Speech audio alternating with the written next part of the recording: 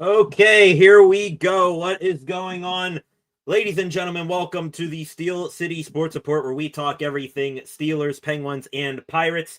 I am your host, Brady Vini. 3 down, 1 to go on this jam-packed weekend of games here for Pittsburgh Sports. We are back here for another Pittsburgh Steelers game day live stream, and welcome back to those of you who were here just less than an hour ago as the Pittsburgh Penguins, they took down the Nashville Predators over in Stockholm, Sweden, 4-0. Hopefully, just like the Penguins, the Steelers, they can get back in the win column here this afternoon. They have been scuffling, I guess is a good enough term, losing 3 of their last 4 games, coming off an ugly offensive showing against the LA Chargers last Sunday night. Now, as they look to have a get-right game today, they are also going to be looking for redemption. They are taking on the Cincinnati Bengals this afternoon, who tore them apart about a month ago on Thursday Night Football. In a moment, we will get into some of the top stories heading into this game today, some key matchups to look for, inactives for both teams, and time permitting, I will give final predictions for this game. Top stories. Let's start there here today. Pre-game notes ahead of Steelers Bengals. 4 of you in here right now. Welcome to the live stream. Please hit that subscribe button on your way in. There's the banner right there. Penguins Steelers pre-game note. I don't know how this cannot be the top story of this game. This is both a revenge and a get-right game for the Steelers if both of those things can coexist together. Defensively for the Steelers, this needs to be a revenge game, and quite frankly, this has to be one of their most dominant performances of the season. It is still very fresh in our minds, that Thursday Night Football game from a few weeks ago, where Joe Flacco, still at that time on the Bengals for just 8 days, diced up this Steelers defense like they were a charcuterie board, and he kept targeting and completing passes over and over and over again to number 1, Jamar Chase. I believe he finished up that game with something around 16 receptions, over 150 yards receiving, a touchdown as well. Now, the Steelers defense hasn't really changed much since that game. Not really, except for the addition of Kyle Duggar, but that should not be an excuse today. This still is a $160 million defense, and what happened to them a few weeks ago should have never happened in the first place. They shouldn't have been destroyed like that, and they are going to need to have one of their best performances of the season today for us to believe in them moving forward. For the love of God, 3 things I want them to do. For the love of God, please get to that statue of a quarterback, Joe Flacco. He's protected by a mediocre offensive line, and he's pretty immobile back there. Also, don't let that subpar offensive line blow you off the line of scrimmage and watch Chase Brown just run wherever he pleases for big yardage. And then last, of course, but certainly not least, I don't care if you have to put 2-3 guys on him. Do whatever you can to stop Jamar Chase today. After what he did to you last time, make someone else beat you. That's all I'm asking. There are a lot of wrongs to right in this game, and how this unit performs may be the biggest talking point of this game when it is all said and done. For the offense, it's a get-right game. They made the Chargers defense look unbeatable. Aaron Rodgers had one of the worst games of his NFL career. 16 for 31, 161 yards passing, 2 interceptions. One badly was his on a poor overthrow, the other off the hands of Calvin Austin, and he had just 1 passing touchdown. That was in garbage time to Roman Wilson. He, along with more suspect to bad play calling from Arthur Smith, it remains, those 2 remain the main culprits in last week's loss, but they certainly weren't alone. I mean, the offensive line, they couldn't protect Rodgers worth a damn. The running game, not so much on Jaylen Warren here, but again, back to Arthur Smith, it was pretty much abandoned. The Steelers turned into a one-dimensional offense. Personnel out there at times was questionable, and even DK Metcalf, no wide receiver, stepped up and made a big play to even give Rodgers a chance to try to settle down. So that unit as a whole, they just need to be so much better today. Some people are panicking that was the true ugly face of the offense. Some are chalking it up as a rare night off for Rodgers and the offense. But I'll tell you what, how this game goes today, it will tell you what this offense truly is.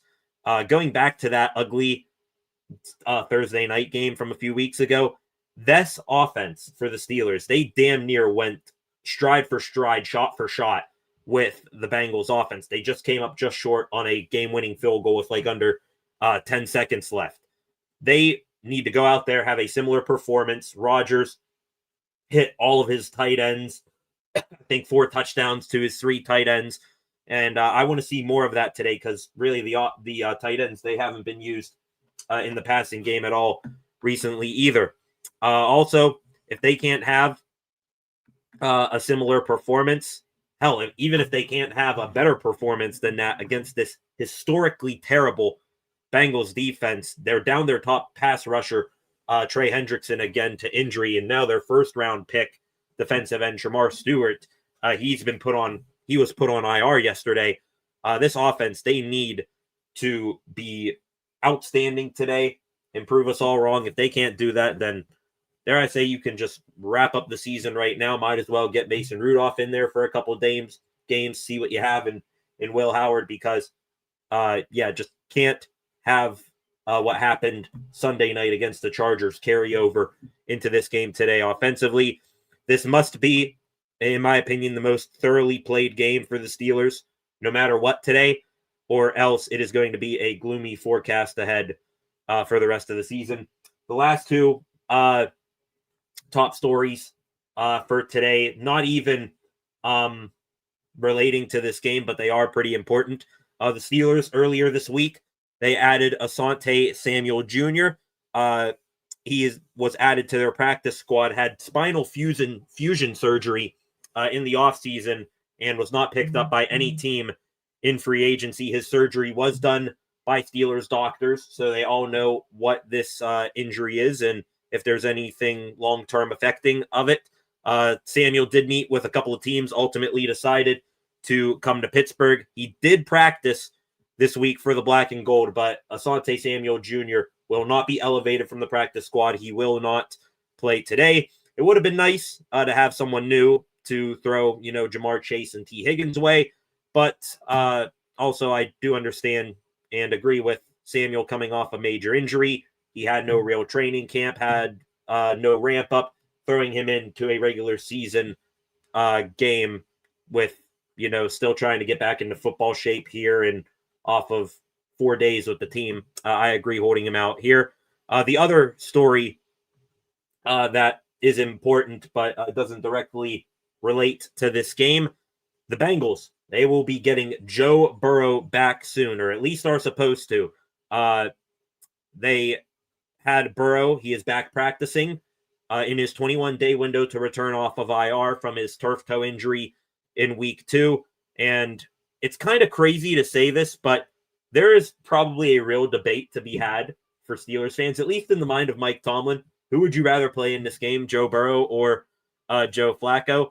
But honestly, depending on the result of this game today, you could see 2 scenarios play out for the Steelers, one good for them, one bad for them if Joe Burrow returns. If the Steelers are able to pull out a win here today against the Bengals and say Burrow does come back, I think at that time, the Bengals, they may think it, delusionally, but they'll pretty much be out of the AFC North race. If Burrow comes back, he's going to be playing the Baltimore Ravens once or twice, and I'll give the Bengals a much better shot to take down the Ratbirds then. On the other hand, if Cincinnati beats the Steelers today, I'm sure the Bengals, they're definitely going to bring back Burrow. Their playoff hopes will be alive, and that's going to give the Steelers another team to worry about nipping at their heels for the playoff push and the push to win the North. So those scenarios, that's why I believe this game today matters. Depends on, will the Bengals stay alive? Will the Steelers, pretty much knock them out of contention, tie up the series this season? So we'll keep an eye on that. Game about to come on live here to my right in about 5 minutes or so. Real quick, going to get through the key matchups for today's game. Matchup number one, pretty easy. Whoever versus Jamar Chase, Steelers. Let's try this again. Priority number one has to be number one there in white and orange. I don't care who it is. Just please put someone, or more accurately, someone's on Jamar Chase. That will keep him from being wide open every single play and just tearing your defense apart single-handedly. Thankfully, it won't be Jalen Ramsey this time. I don't mean this as a shot at Ramsey. I love him, but now kind of a safety. He's not going to be on Chase one-on-one. Got burnt to a crisp by him. Also, 34-year-old Darius Slay, he will not be covering Jalen Ramsey today. He out in concussion protocol. So, Joey Porter Jr., Brandon Eccles, even a surprisingly red-hot James Pierre. You guys, you're going to need to have the game of your life today. And yes, that is with consistent help over the top from a safety. If the Steelers, they fail to stop Chase again today, then it's going to be another ugly-ass live stream that the Bengals will tear the Steelers defense apart and may lead to a rage quit. Who knows? Second matchup here, this one just as obvious as the Steelers secondary against Jamar Chase and T. Higgins. I do want to give my respect to T. Higgins. The Steelers defensive line, they need to exercise some ugly demons. This is the same Bengals offensive line that got Joe Burrow hurt, and it is near the bottom of the league in protecting the quarterback. A front that consists of TJ Watt, Cam Hayward, Derek Harmon, and for today, Nick Herbig, no Alex Highsmith for the Steelers. They should not have gotten their lunch money taken from them and bullied like what the Bengals offensive line did to them a couple of weeks ago. Now, part of that is on the Steelers defensive coordinator, Terrell Austin, and Mike Tomlin for not dialing up pressure. But regardless of whose problem it is, whether it's schematics, whether it's the players, you have to get home on Flacco today. He is damn near immobile, and this offensive line, it's pretty mid, to be honest. Also, while you're at it, please don't get blown off the line of scrimmage in the run game. Chase Brown, he was given semi-truck wide holes to run through no matter which way he ran. So please stay firm, maintain gaps, clear passing situations, get to the quarterback, and turn this Cincinnati offense one-dimensional again. Last key matchup that I want to bring up here, DK Metcalf versus Al Golden, defensive coordinator for the Bengals. Pushing a month now. Metcalf, he's been pretty, invisible out there. He's making $33 million a year, and he cannot have a stretch where he's been taken out of the offensive game plan by other teams. If we really think back, that stretch began against the Bengals, and defensive coordinator Al Golden, he did a great job neutralizing him. I think Metcalf in that game, he had somewhere around 3 receptions for, I think, around 50 yards, and I think he was the target on both of Rodgers' interceptions in that game. If you're Metcalf, you're making $30 million a year. I don't care what schematics they throw at you to neutralize you.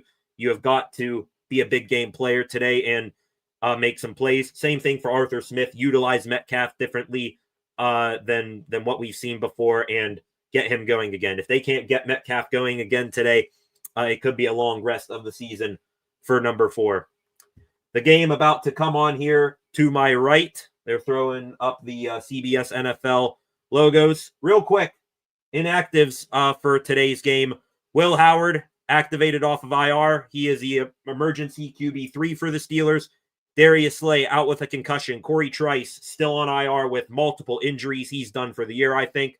Cole Holcomb out sick again. Alex Highsmith, a pectoral injury. He will not play today. Really, really worried about that. Had a high ankle sprain. Now he deals with that as well. Andres Pete, Logan Lee, Broderick Martin Jones, those 3 healthy scratches for the Steelers today. For the Bengals, Joe Burrow out injured, still on IR, needed to be activated. No Trey Hendrickson, out with a hip and pelvis injury. Lucas Patrick, guard with a calf injury.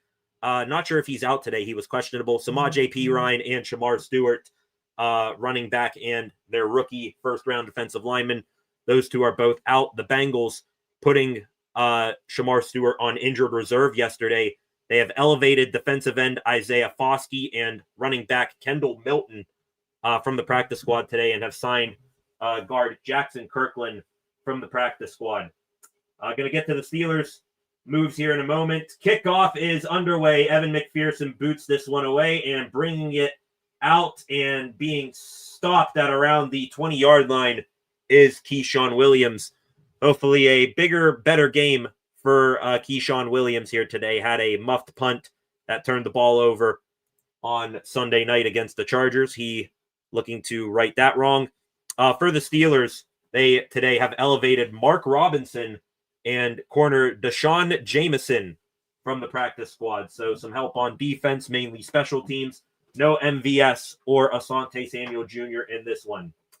Steelers are going to start the game passing the ball. Rodgers looked like he wanted to give a pitch there to Jalen Warren. Now he finally gets rid of it. Caught by DK Metcalf. And please don't do dumb stuff, DK. Rodgers buying time to make a play there. Hits DK Metcalf on a short comeback. It's going to be a gain of about 5 yards or so. Metcalf given a little bit of a shove to the face mask there of someone on the Bengals defense. They officially make it a gain of 4. Rodgers under center. Looks like the Steelers are running a 12 personnel here. It's going to be a handoff to Jalen Warren. He is going to run up the middle there, take a couple bodies with him. How about that, number 30? Gain of 5. It's going to be 3rd and 1 here for the Steelers. Great run there for Jalen Warren. 8 of you in here right now. Welcome to the live stream. Temperature there in Pittsburgh. A chilly, cloudy 47 degrees at kickoff. Some winds rolling through the area, wintry winds, and that could be a issue to deal with for the Steelers and the Bengals kicking team. Steelers are going to run a push here, and I think they got it. Connor Hayward under center with Jalen Warren, but mainly Darnell Washington pushing him from behind. Washington picking Hayward up like a little kid, like he's Simba in The Lion King, and that's going to convert the Steelers for a first down. Back to the weather conditions. 47 winter winds blowing off the river there at Acrisure Stadium. That could be an issue for the kicking game. Aaron Rodgers faking the handoff, rolls out right, hits DK Metcalf on a crosser, and Metcalf is up past the 50-yard line and out of bounds. That's another Pittsburgh Steelers first down. Just talked about it. Get DK Metcalf rolling today. That is a good start right there. To the comments section we go here real quick. As a matter of fact, I'm going to hold off here. I do see your comments in the comment section. We will get to them here in a moment. It's going to be 1st and 10 for the Steelers. Ball at midfield. It's a toss to the left for Jalen Warren. Warren finally cutting upfield, trying to find a hole there. He's going to get a gain of about 3 yards here, bring it to 2nd and 7. This Cincinnati Bengals defense, they are popping up the graphic here. 33.3 points per game, most in the NFL since 1966. They have lost 2 straight games, or they did lose 2 straight games when the offense have scored 38 points. They have given up 500-plus yards of total offense in a good bit of games as well. They are 32nd ranked defense, dead last in the NFL. Toss to the left here. Jalen Warren finds a hole. Up past the 40, up past the 30. Jalen Warren is on the run. Up past the 20, tries to hurdle him in. He's still rolling down at the 12-yard line. That is why, Chimichanga Concepts, I hope you're in here. That is why you give the ball to number 30, Jalen Warren. A massive angry man run for Jalen Warren. Breaks off of a couple of arm tackles, tries to hurdle DJ Turner. Turner doesn't get fooled by it. Warren midair just sort of like gives him a handed shove to the face and taking it down into the red zone. Hell yeah, number 30. Steelers now in the red zone at the 12. It's a pitch running to the right here. It's Kenneth Gainwell. his first carry in 2 games did not have a run against the Chargers. That's going to be a gain of maybe 2 yards there for Kenny G. Wow. What a run by Jaylen Warren. I'm still very, very impressed by that. 2nd and 8 now for the Steelers. One other thing I forgot to mention in the open, Isaac Seumalo was questionable heading into this game for the Steelers. He is active today. Missed last week with a pec injury. Rodgers gets the snap, looks to pass here. He's going to hit Kenny G out of the backfield. He's got the edge. Kenny G into the end zone. And that is a Pittsburgh Steelers opening drive touchdown.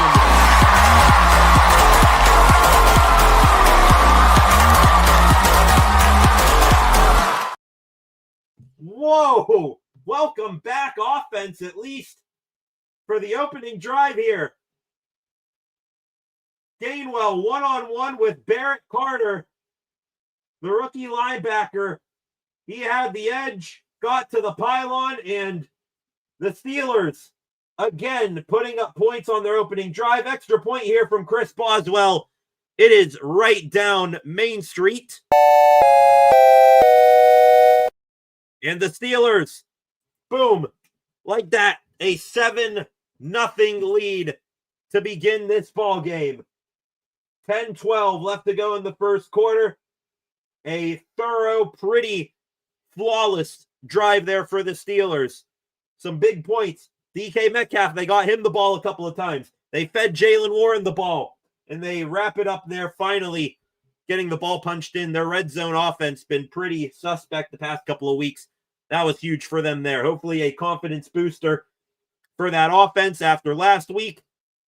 And now this Steelers defense, the true test of this football game. Can they stop this Bengals offense that just tore them apart a few weeks ago? Let's see if them maybe having a little bit of a lead to protect will loosen them up a bit and get them going in the right direction here. To the comment section we go here, catching up on your comments since the live stream got underway. Flacco today said he's worried about T. Higgins. I am too. I hope they commit to stopping Jamar Chase, but I'm also worried about them overcommitting maybe. And T. Higgins, he's just as dangerous as Jamar Chase, especially in one-on-one scenarios.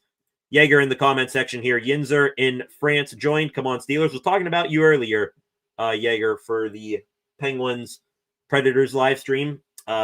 They beating the Preds over in Stockholm 4-0 today. Was talking about where all the different viewers tune in from. I think you're the farthest out there in France. Got a viewer from the United Kingdom, so someone closer to your neck of the woods.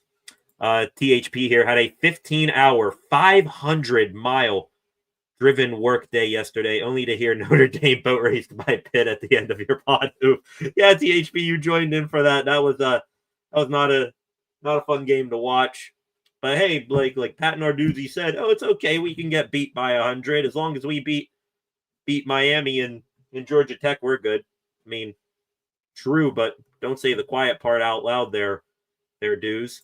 My dad in here. Okay, Steelers, hope you get your stuff together. Jaeger here asking if he's going to be working on yard work today. Not yard work today. He is not here today.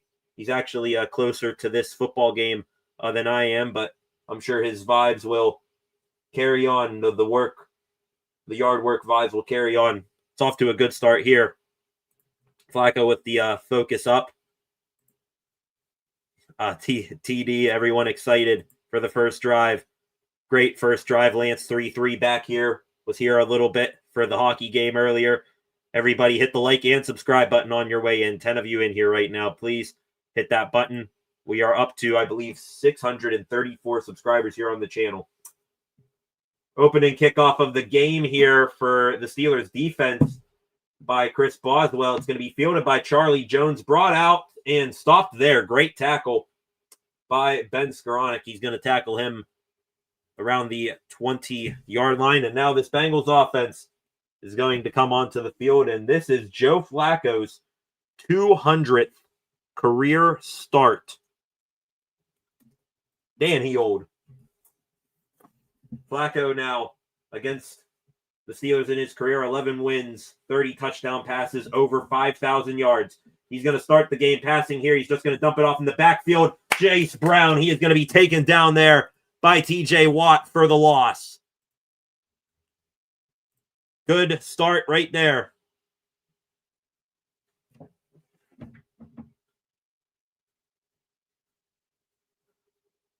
Taking a look there at that, Nick Herbig collapsing the pocket off the left flank there. He's going to be playing a lot today, him and Jack Sawyer. No Alex Highsmith today with a pec injury. Loss of a yard on that play for Chase Brown. Good tackle by TJ Watt. Passing again, it's Flacco here on 2nd and 11. Again, it's another dump off to Chase Brown. And again, it's going nowhere. And you guys in the comment section, you love him. Get excited. James Pierre. Nice open field tackle right there for no gain. Great stuff right there. 3rd and 11. The Steelers defense trying to get off the field to start this ball game. They just showed Jalen Ramsey and Kyle Duggar, the safety tandem here for the Steelers. Been outstanding, preventing deep shots downfield. Steelers, they rush 4, drop everyone else into coverage, throw over the middle. It's going to be caught close to the line to gain. It's Iosivas with the catch. And they are going to give him the first down. Wow.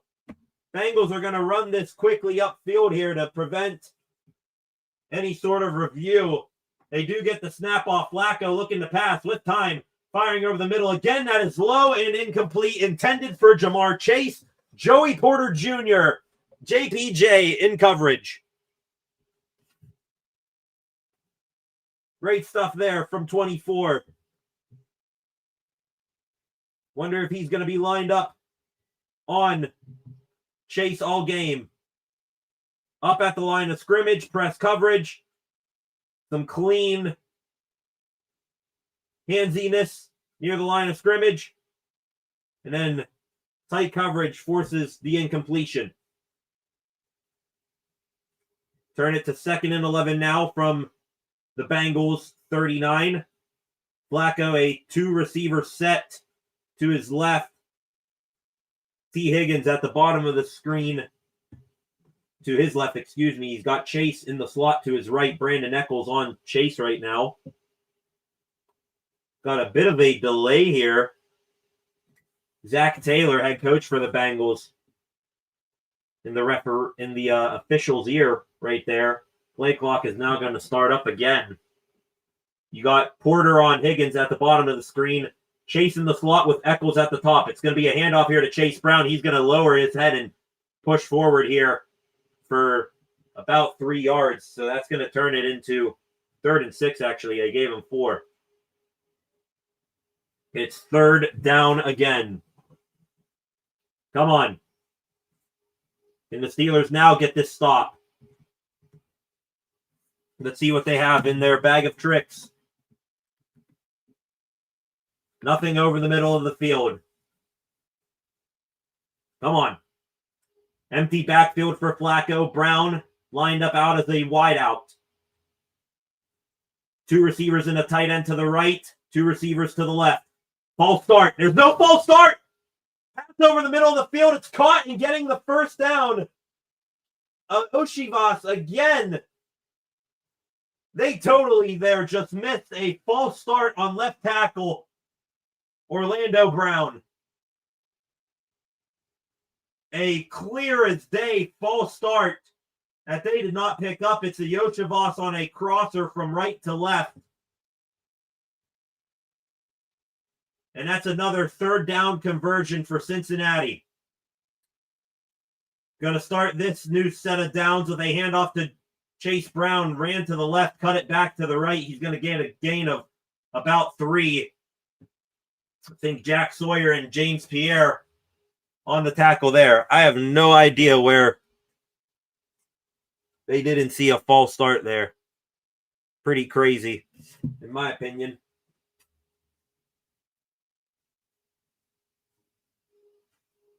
Now 6.5 minutes left to go here in the first quarter. It's 2nd and 7 for the Bengals. They are into Steelers territory at the 48.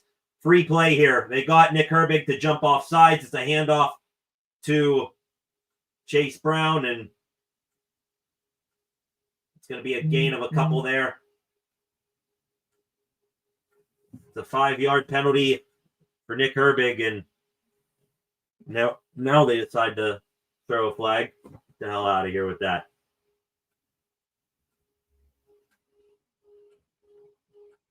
It's now going to be 2nd and 3 for Cincinnati. Showing Flacco there the most passing yards all time against the Steelers among any quarterback. Flacco taking the snap. It's another handoff to Chase Brown. This time he finds a hole up past the 30. Still going and down at the 29. Steelers originally had everything clogged up, and then a late hole opened up for Chase Brown. That's a first down run, and the Bengals offense building momentum. A nice jump cut there to the left for Brown. And now the Bengals here at the Steelers' 28.5-yard line. Brown to Flacco's left here in the backfield. Flacco taking the snap, looking to pass with time. Flag down in the backfield. Flacco's going to toss it. It's going to be caught by T. Higgins, and he's into the end zone, but hang on. There's the flag in the backfield. Higgins not even celebrating. This one's coming back, or it needs to be. Let's see here. No, it's hands to the face on the defense. Are you kidding me? It's T. Higgins. Flacco, your worries vindicated. And the Bengals are an extra point away from tying this ball game. Illegal hands to the face on someone near the line of scrimmage. And the Steelers in some sort of zone coverage there. T. Higgins ended up catching that ball with the nearest Steeler being outside linebacker Jack Sawyer. Maybe go a little bit more man-to-man in that situation. I don't know. Extra point from McPherson. It's through the uprights and good. Flag is down, though. Let's see who this is on. Let's see. And, of course, it's on the Steelers. It's going to be roughing the snapper. And now the Bengals, they're going to go for 2 here. So hang on. Let me take this 7 points off the board here. Roughing the snapper. I think Y.A. Black was in there. Let's see here what the Bengals are going to do. They're going for a 2-point conversion. So trying to make it an 8-7 ball game here early in this game. Let's see what happens here. They got heavy personnel out there, do the Bengals. Chase Brown in the backfield. Flacco's now rolling out. They got some trickery here. Direct snap to Chase Brown, and he is going to be held short. Held short. And the score remains every single kid's this generation favorite numbers right now. It's 6-7. Thought maybe there was some sort of tricky, like a Philly play there. It was a direct snap to Chase Brown, and he was held well short of the goal line. So the Bengals, they put up a touchdown. They get greedy trying to go for 2 after the penalty. They do not convert, and the Steelers with a 1-point lead. They are about to get the ball back on offense. To the comment section we go here. Those of you in the comment section trying to react to, trying to get your comments in on the defense here. Sick of Flacco and needs to get some pressure. He cannot move. Steelers really haven't gotten any sort of pressure to him already. They still are doing the same rush 4, drop everyone else back into coverage type deal. Joey Porter Jr., good pass defense on Jamar Chase earlier, but it is T. Higgins, like you said there, Flacco, that did not,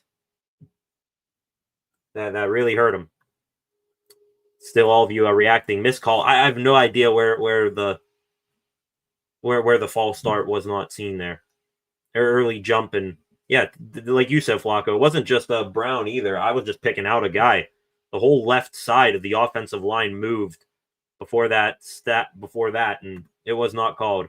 Now watch, they're going to get something ticky-tack on the Steelers, I bet you, here offensively. Steeler was held backwards. Yeager here seems like the time the defense is successful is when they get the turnover. Oh, no turnover there. They're going to need to figure out how to stop this offense again. THP mid-30s work a lot. Please tell me what the hell 6'7" thing is. Guessing from a song or dance. That's my guess. Dude, I'm 20. I'm 23. So I sure as hell don't know either. I mean, my generation, we're 1738. Hell, I'm 619 Rey Mysterio in here. I don't know what it is. In the comment section, my dad explaining to you fine folks where he is today. So no yard work, and will not be here for today's game. Maybe he'll pop up here maybe another time. So the Bengals, they go right down the field again on the Steelers defense, but they do not convert the 2-point try, and 5:10 left here in the first quarter. It's another kickoff here for McPherson, backpedaling into his own end zone. It's brought out here by, I think that is Deshaun Jameson, and he is going to be stopped at the, I think he stopped inside the 20. Didn't know who that was returning that. Not Kenneth Gainwell. It was 38. Is that Deshaun Jameson? I believe. Huh. Didn't know he was really that returner type.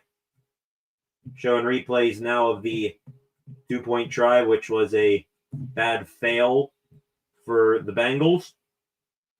It's going to be 1st and 10 here for the Steelers at their own 19-yard line.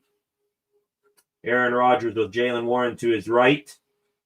Jumbo tight end personnel here for the Steelers. Rodgers now under center.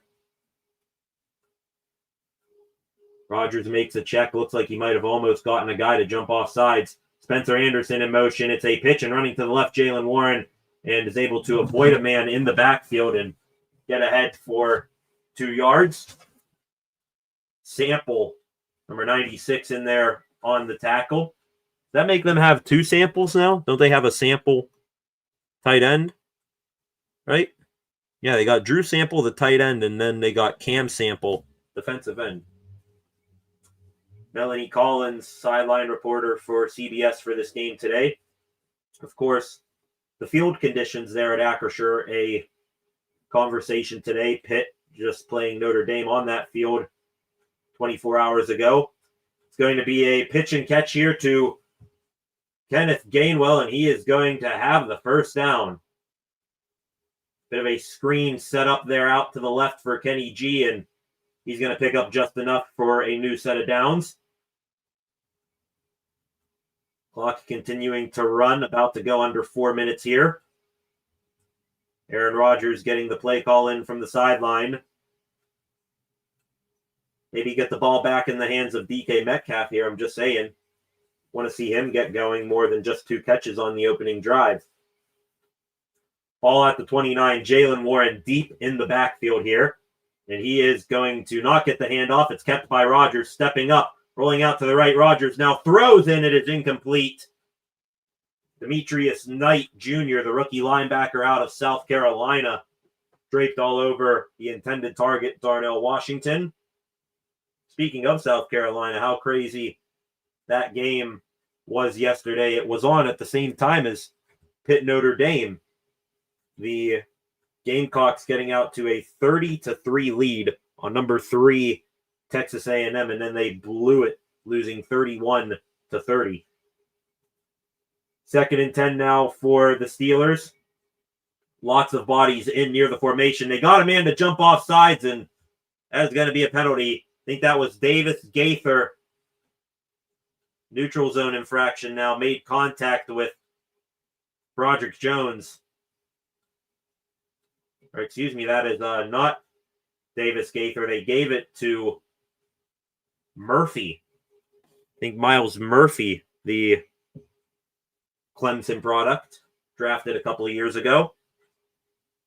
So now it is going to be 2nd and 5. A free 5-yard gain there for the Steelers. You'll take it. It's about what it would have been if Darnell Washington made that reception a moment ago. Rodgers under center here. Warren in the backfield. He gets the handoff, running right up the middle. Avoids a blitzing linebacker, Burks, and still gets around 4 yards. Great job there by Warren to avoid that missile coming right up the gut. They give him a gain of 3, so it's 3rd and 2.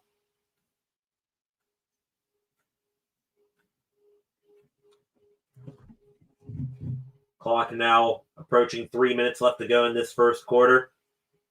Steelers another 3rd down. Let's see if they can convert it here. Gainwell, the back to Rodgers' right. Metcalf might be one-on-one at the top of the screen. Rodgers taking the snap. It's a handoff to Kenneth Gainwell, and he's only going to get a yard. Oh, goodness gracious. If you're going to run the ball, at least leave Jaylen Warren back in there. That's one of those, what the hell are we doing with, the deployment of personnel here. Steelers, they're going to go for it, 4th and 1 here. Kind of shocking. They're a team that goes for it on 4th down the least amount of times in the league. Push formation here. It's going to be a long full yard to get here, and they didn't get it. They didn't get it.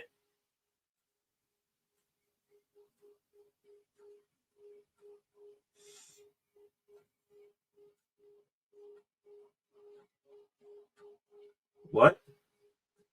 I'm sorry. I was just way in my disappointment there. They somehow just gave Connor Hayward a 1st down. I have no idea how Connor Hayward got that 1st down. The challenge flag immediately thrown out by Zach Taylor. Yeah, you got to challenge that because there's I'm completely shocked that they called that on the field as a 1st down. He looked to be a full half-yard short.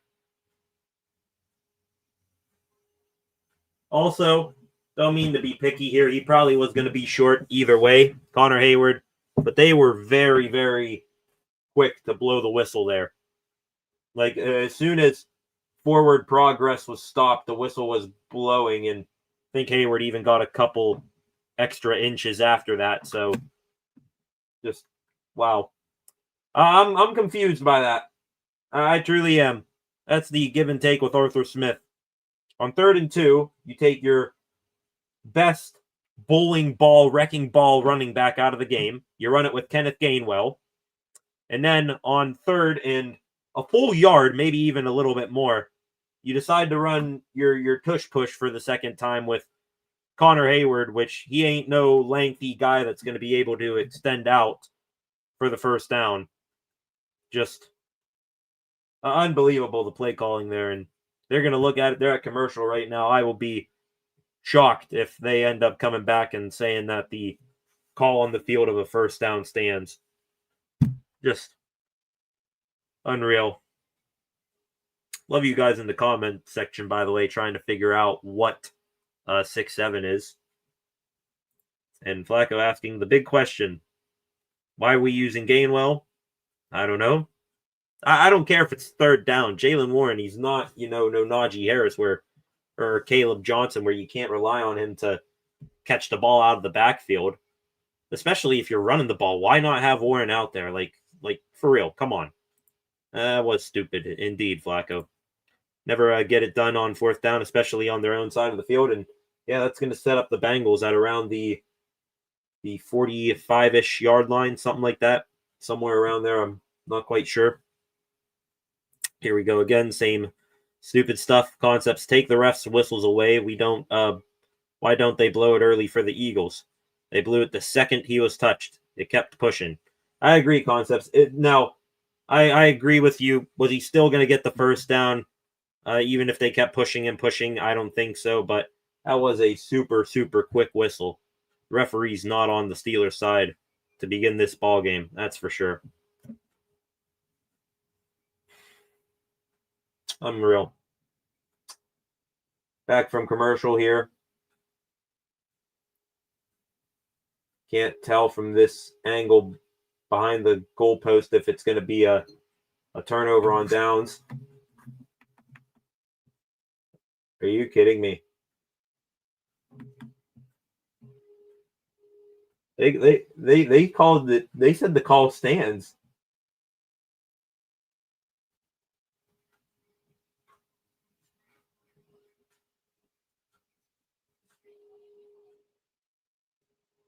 Oh my God. They said the play stands. They just gave the Steelers a first down. Pitch here to Kenneth Gainwell. He's going to run up the middle for 2 yards. The whistles. All right. I'm going to rescind my comment that the refs are not on the Steelers' side because that was an absolutely atrocious call. I'm keeping a buck here. That was a horrendous spot call.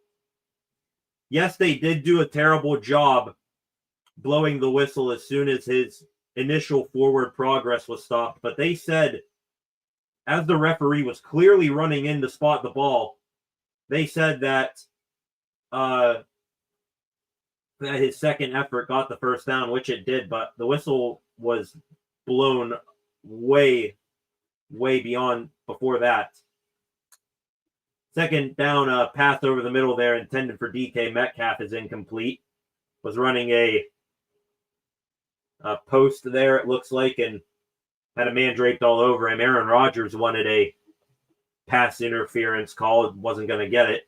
So now it's 3rd and 8. What sort of brilliance do you have dialed up here, Arthur Smith? Gainwell, the back to Rodgers' right. Jonnu Smith, Pat Freiermuth as receivers to the left. Austin and someone else to the right here. Caught by Calvin Austin here at the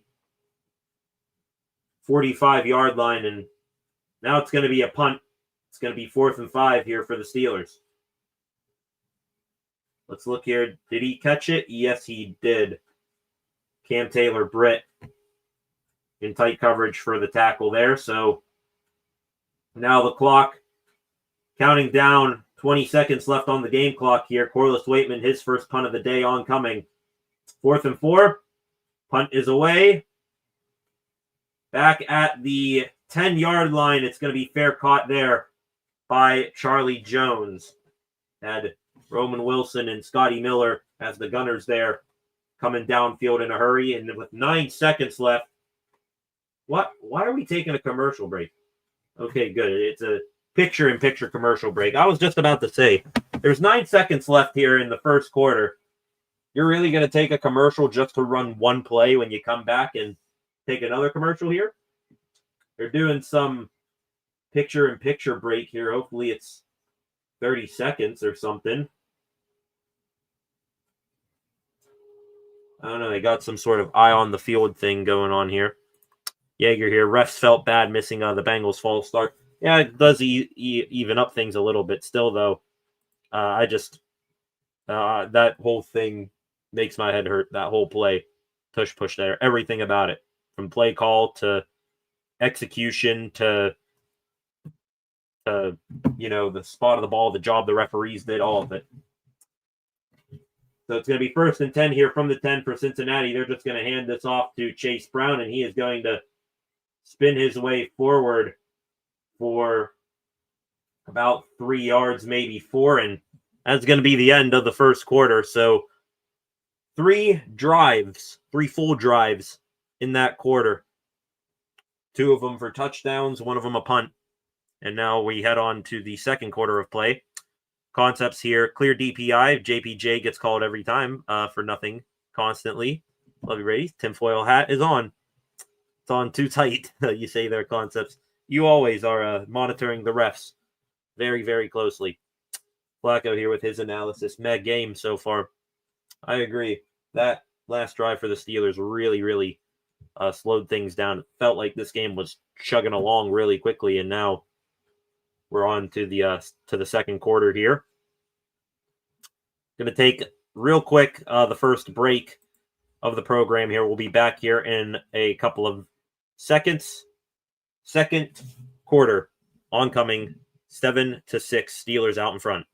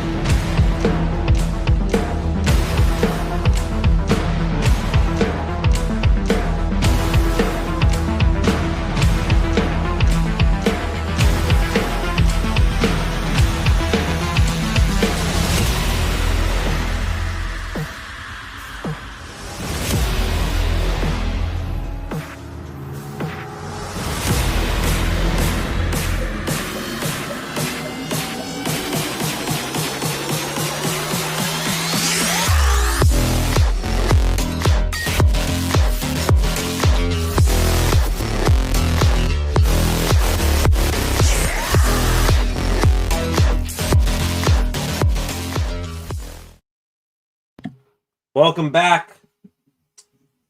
Second quarter about to get underway. The Bengals in a 2nd and looks like 6 situation here. Flacco takes the snap. No, it's 1st and 10. Excuse me. No, it's not 1st and 10. It's 2nd and down. Now it's 3rd down. What the hell is the graphic team for CBS doing here? It's another run there for Chase Brown for another couple of yards. It's going to bring up 3rd down here. 3rd down and 4 to be exact here. Steelers defense, can they send their offense back out here on the field here? Let's see what they got here. Hudson, the tight end, motions. Flacco to pass. Firing over the middle. Caught there by Jamar Chase, and he is going to get the 1st down and a few more yards on top of it. James Pierre, I think, was the man in coverage there.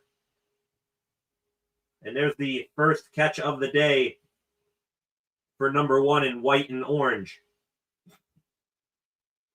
It was Pierre and Eccles covering the middle of the field here. Also, Peyton Wilson might have had a chance if he was just positioned a little bit more to his right, been able to make that tackle there. Flacco to pass. It's going to be a deep shot down the sideline for Chase, one-on-one with Joey Porter Jr. and JPJ. Do your thing. Overthrown, but even if that ball is on the money, tight coverage there from 2-4. He is letting Jamar Chase hear all about it. 8 of you in here right now for another Steelers-Bengals game day. Kyle Duggar also deep downfield there in an attempt to put a lid on Jamar Chase. 2nd and 10 now from the 23.5-yard line for Cincy. Flacco to pass. Firing sidearm over the middle. Caught for a couple of yards by Iosivas. It's going to be third down again here for Cincinnati. Looks like the Bengals are on a silent count to begin this game. Their right guard notifying the center when the play is ready to be snapped. Keanu Benton getting a lick in on Joe Flacco during that play. Love to see him collapsing the pocket more from the middle of the field. 3rd and 8. First down marker is up near the 39-yard line. Flacco takes the snap, looking to pass. Pressure around him, misses the swat there from Herbig. Ball pipped up in the air, and it's incomplete.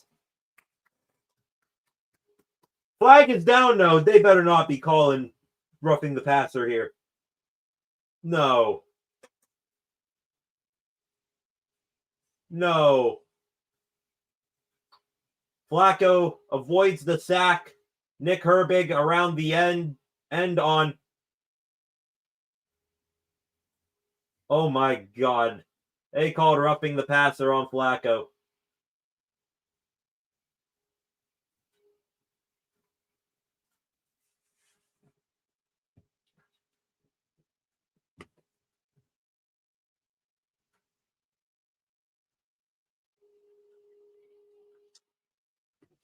Roughing the passer on number 90. And the third down stop. And finally, them getting some pressure on Joe Flacco. Washed away. Now 1st and 10 for Cincinnati.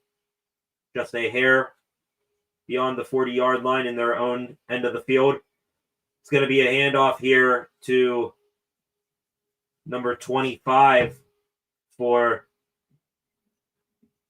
the Bengals. I believe that's Taj Brooks, rookie out of Texas Tech. Gain of 5 yards now.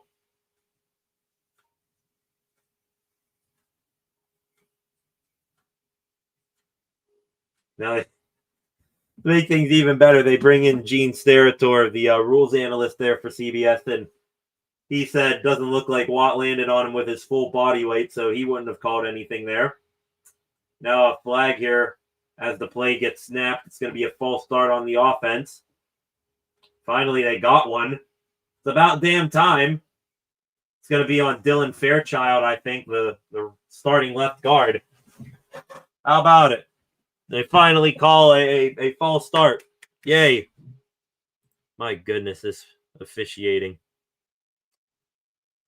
All of you in the comment section right now reacting to that. Can't stop tackling the man. Falling forward. Agreed. And even Steratore just came in and said it doesn't look like he landed his full weight on Flacco.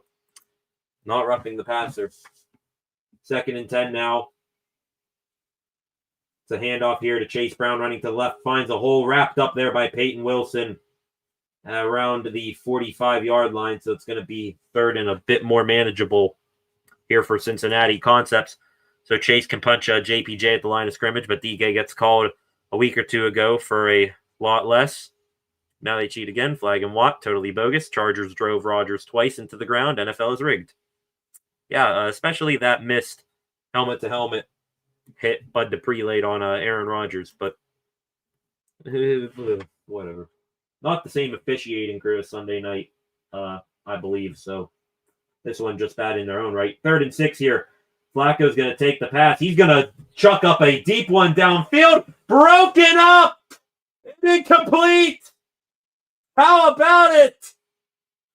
You know him. You love him. He's your favorite special teams backup corner. James Pierre. Deep downfield. Stride for stride with Jamar Chase. Gets his head around. Jumps up. Gets his hand on the ball. His hand slightly around the hip of Jamar Chase, but nothing worth a flag too much there. I believe Pierre's going to make that play anyways. This punt here from Ray Cow for the Bengals. It's going to hit at the 9-yard line and skip into the end zone. Calvin Austin, the 3rd. Back now returning punts again. He'll let that one bounce into the end zone. Concepts, he's fired up. Pierre Island said, F the fake NFL. I gotta admit, James Pierre, he is on a whole new level right now. Not just your average special teamer. He has been outstanding for this defense as of late, and he makes a big play, one of the bigger plays in this ball game up until this point, stopping a deep shot to Jamar Chase right there. Hell yeah, Pierre Island. Gonna take another quick break maybe here in a second. I saw something cool during the last break. Will Howard got our first look at him in a full Steelers uniform for the first time, tossing with some kids pregame. He looks damn good in black and gold. Also, Jerome Bettis, hanging around in Pittsburgh, was there in Pittsburgh yesterday for college game day, watching his boy in the Notre Dame Fighting Irish beat my Pitt Panthers. Stays there for today and got to link up with Mike Tomlin pregame. Yeager, wow, a third down stop. I got to write this down. Yeah, take a picture, write it down. Do all of it. Timestamp it. Here back in the States, 1:48 Eastern time. Steelers get a third down stop on the Cincinnati Bengals. To the comments section, still Thomas Dowdy here. Welcome back, Thomas. NFL needs to have alternatives at the game, ready to yank on-field referees for bad calls. This is a poorly officiated game so far. They don't even have full-time referees anymore, which is kind of bogus. You're going to get an elementary school teacher out there calling a big third down, roughing the passer on TJ Watt. Can't have it. I wish they go to full-time referees and, work on their craft with more ticky-tacky calls. I think one thing that I like that people, that I think tons of people out there would like, why don't we advocate for more former players to become officials? They already know the rule set a good bit, and they're going to have a perspective having played the game more than these other refs who probably didn't even get above college football. Back from commercial break over here, the game, different ref crew. Isn't it goofy that every crew calls games differently? Every game has different rules. Concepts Pierre Island with the first third down stop all season. JK, of course, but wow, that was amazing indeed. It was. Steelers going to start this drive from their own 20. Rodgers, 5 for 7 today. He's going to dump this one off here to Jaylen Warren, and great job navigating his way forward for 6 yards. Now make that 6 for 8 on the day. Rodgers. Good stuff from him there to get the ball out to Warren with a little bit of space to navigate. All he needs is a little bit of space, and he'll make a couple of guys miss. Number 30, probably the most dynamic, shifty player on this Steelers defense. Of course, this is the Unk Bowl, the Unction, the Icy Hot Bowl. Again, popping up the quarterbacks. Rodgers 41, Flacco 30. Jaylen Warren shaking off an arm tackle there. Is able to fall forward for a yard there. That was almost a no gain. It's going to be 3rd and 3 now for the Steelers. Please make a better play call here, Artie. Dial up something new. Not something that revolves around Kenneth Gainwell. He's in there now. I don't mean that as a shot to Gainwell. I more mean it about the personnel. Gainwell is going to be lined up to Rodgers right here for this third down play. 3 receivers set at the top of the screen here. Darnell Washington lined out as a wide receiver at the bottom of the screen. One-on-one. Rodgers, he's looking his way. Now circles back. Deep shot downfield. Rodgers just overthrew Metcalf. DJ Turner chasing Metcalf, and Rodgers is going to want that throwback.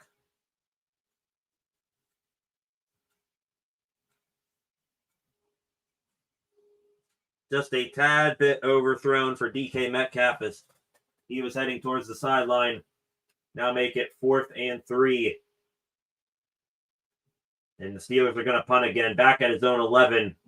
Corliss Waitman's going to boom this one away. This ball is going to hit at the 25-yard line. Roman Wilson's going to field it there on a big bounce at the 26, 25, somewhere between there. So the Steelers offense punts the ball back again to Cincinnati.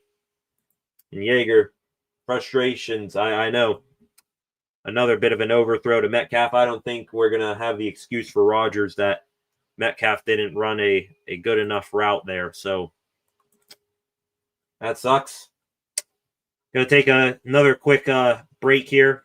Maybe get a drink. If not, that's going to need to wait till halftime. Back here in a tiny bit. Steelers still leading 7-6, but the Bengals about to get the ball on offense again.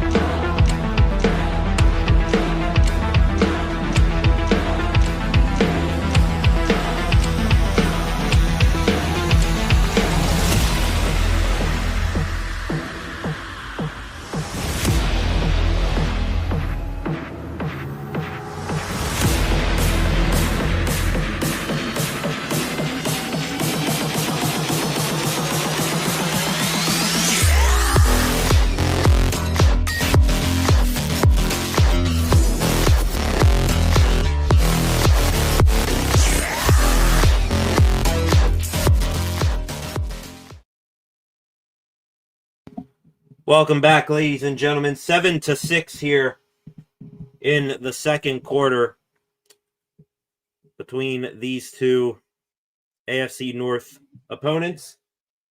Just a moment ago, Aaron Rodgers, another ball just overthrown to DK Metcalf on a post.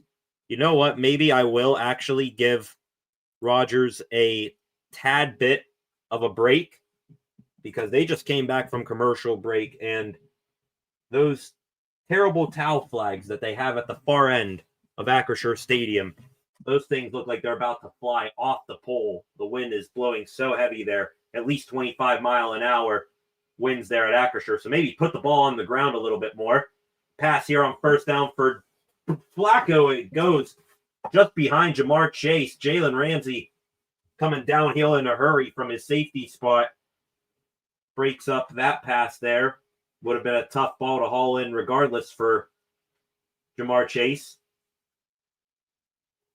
A bit of a go route there for T. Higgins. They show James Pierre on him. Oh my God. I didn't actually pay attention to how hard Jalen Ramsey hit Jamar Chase on that play. He thumped him a good one. Ball was incomplete well before Ramsey hit him. That's a tone setter right there for number 5 coming downhill in a hurry from safety. Now hang on here. We got a flag and delay of game on the offense. So back the Bengals up a little bit more here. This is what you want to see on their offensive drive here. To the comments here, concepts. Put Pierre on offense on third down. Be the third down Travis Hunter for the Steelers. Honestly, at this point, as good as he's playing, wouldn't mind that one bit. Wouldn't mind that at all. 2nd and 15 now for Cincinnati. 9:05 left to go in the first half here. Taking the snap in an empty backfield. Flacco to pass. Tries to fire it short here to Noah Fant. And incomplete. Had pressure coming around the edge there again from Nick Herbig. I think P.J. Watt, he was working over Amarius Mims pretty good too. And Mims, little bit ginger on that right leg of his. Nothing open. How about that? You want to give kudos to someone? I'm not sure if Jamar Chase was the primary read on that play. I doubt he was. Peyton Wilson lined up one-on-one with Jamar Chase there. 3rd and 15. Flacco to pass. It's going to be caught short here at the 27 by, I believe that is Noah Fant. He is held well short. And take another picture, ladies and gentlemen. The Steelers, another third down stop, and it's going to be a 3 and out nonetheless. So how about that for your black and gold defense? You'll take that anytime.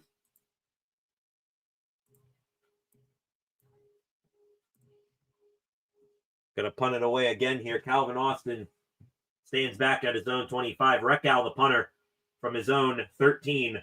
And this ball is away. Let's see if Austin can do anything with it. He's got room. Catches it at the 11. Brings it up to the 25. Spinning his way forward, and he's down at the 23-yard line, if I had to guess. So the Steelers offense, the defense gives them the ball back immediately. Good to see right there. And they're going to take another commercial break over here with 8:14 left to go in the second quarter. How about that from the defense? I'm really shocked, honestly, that just so happened that Peyton Wilson was the one lined up on Jamar Chase there. Anyways, I mentioned this earlier. I'll pop it up on screen here for a quick second. There is hopefully your Pittsburgh Steelers quarterback of the future. I know it's a long shot. Will Howard. Don't he look good in black and gold? Look at that right there.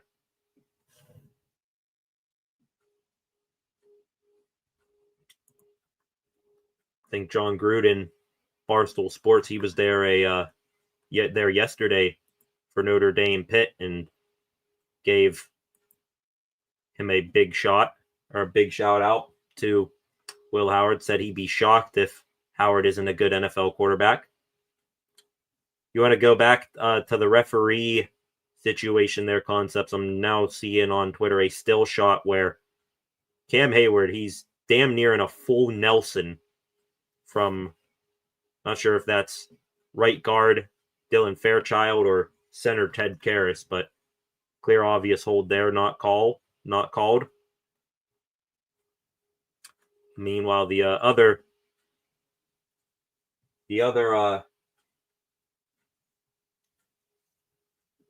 reactions here on Twitter is Jamar Chase, or why isn't Jalen Warren getting the ball on third down?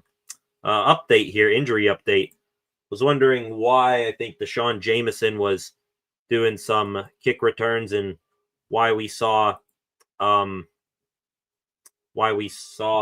Austin back returning punts again.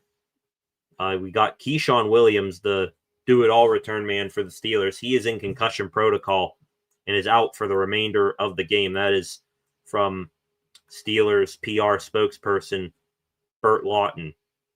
So, no Keyshawn Williams. Steelers now down to Scotty Miller, Ben Skoranek, Calvin Austin, Roman Wilson, and DK Metcalf for the rest of this game at wide receiver.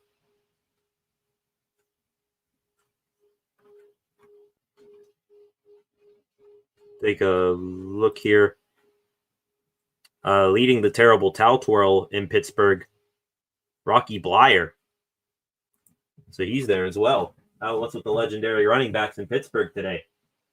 It's going to be 1st and 10 for the Steelers here at the 23. And, oh boy, this first down run, it's not going anywhere. Jalen Warren gets the ball and immediately, I think that is Daxton Hill in the backfield, stops him for a loss of 1. Yikes. Not a good start. Get Jalen Warren involved more, but, put him in a situation to succeed here, not whatever that was. 2nd and 11 now for the Steelers. It's now from the 22. Jonnu Smith motions. Rodgers looking left. Gets rid of it.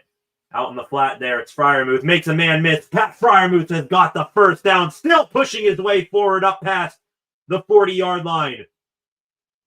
Hell yeah there from Muth. Made a man miss one-on-one near the line of scrimmage, and then gets vertical upfield for a gain. Hell yeah there for Pat Fryermuth.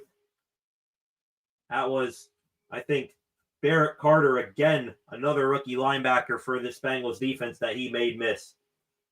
Good job there from 88. Ball now placed at the 41-yard line. Roman Wilson in motion. Rodgers, bit of a high snap, takes it, rolls out to the right. Rodgers looking downfield. Stops, still looking, fires, and it's incomplete, looking for Jonnu Smith. Not sure if that ball was tipped on its way to Smith, but it's incomplete, and it's a 2nd and 10 play now. Taking a look here at the overhead. Rodgers, they're saying they might have had Roman Wilson downfield one-on-one. If Rodgers hits Wilson there, that's at the very least a big gain that puts the Steelers up near the 35 of the Bengals. But they get nothing out of it. 2nd and 10, Rodgers bobbling the snap. Pump fakes, rolling out, pump faking again, and he's going to go down at his own 29. That is a big, big loss. A loss of 11. The play pretty much done as soon as the ball was snapped. Rodgers pump faking a couple of times. No one giving him a safety valve, and the Bengals a big sack there on 2nd down. It's going to be 3rd and a mile all the way to Rivers Casino for the Steelers. Bengals, they got 3 DBs dropped back at the 1st down marker. Rodgers, he's just going to dump it off here at his own 35. It's Darnell Washington going airborne and crashing down big there. Well shy of the 1st down marker. It's 4th and 7, and the punt fest will continue. Corliss Waitman's going to come out here again.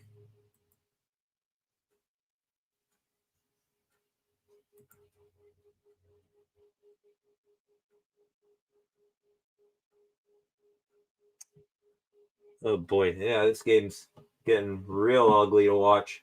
Some ugly, ugly football. 4th and 7 from his own 30. Corliss Waitman punts this one away. Back at the 12, it's fielded and brought forward out of bounds at the 18. Charlie Jones, minimal gain of about 6 yards there. And the Bengals, Joe Flacco, coming back onto the field again. It's going to be about 5 minutes left to go here in the first quarter, or in the first half, excuse me. Going to take a quick break here. Back here in a moment. Steelers, Bengals in a, don't really want to call it a defensive showdown, more like a offensive ineptitude fest. Pretty much where we are right now. Back here in a moment.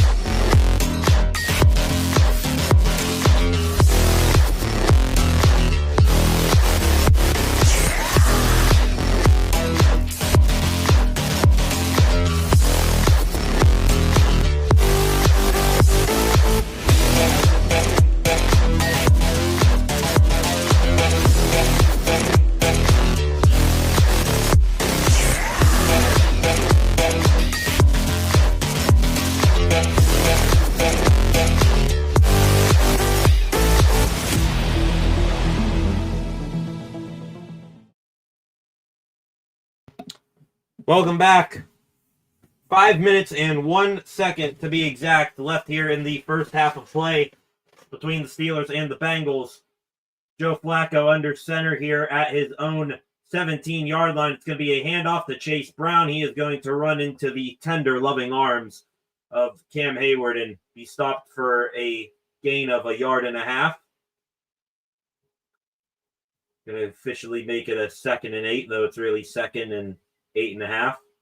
Joe Flacco so far in this game, 8 for 13, 63 yards, and a touchdown. Steelers had really one big coverage mishap there on the T. Higgins touchdown, where somehow Jack Sawyer wound up guarding him. Since then, the defensive back group for the Steelers holding their own against this high-powered passing offense.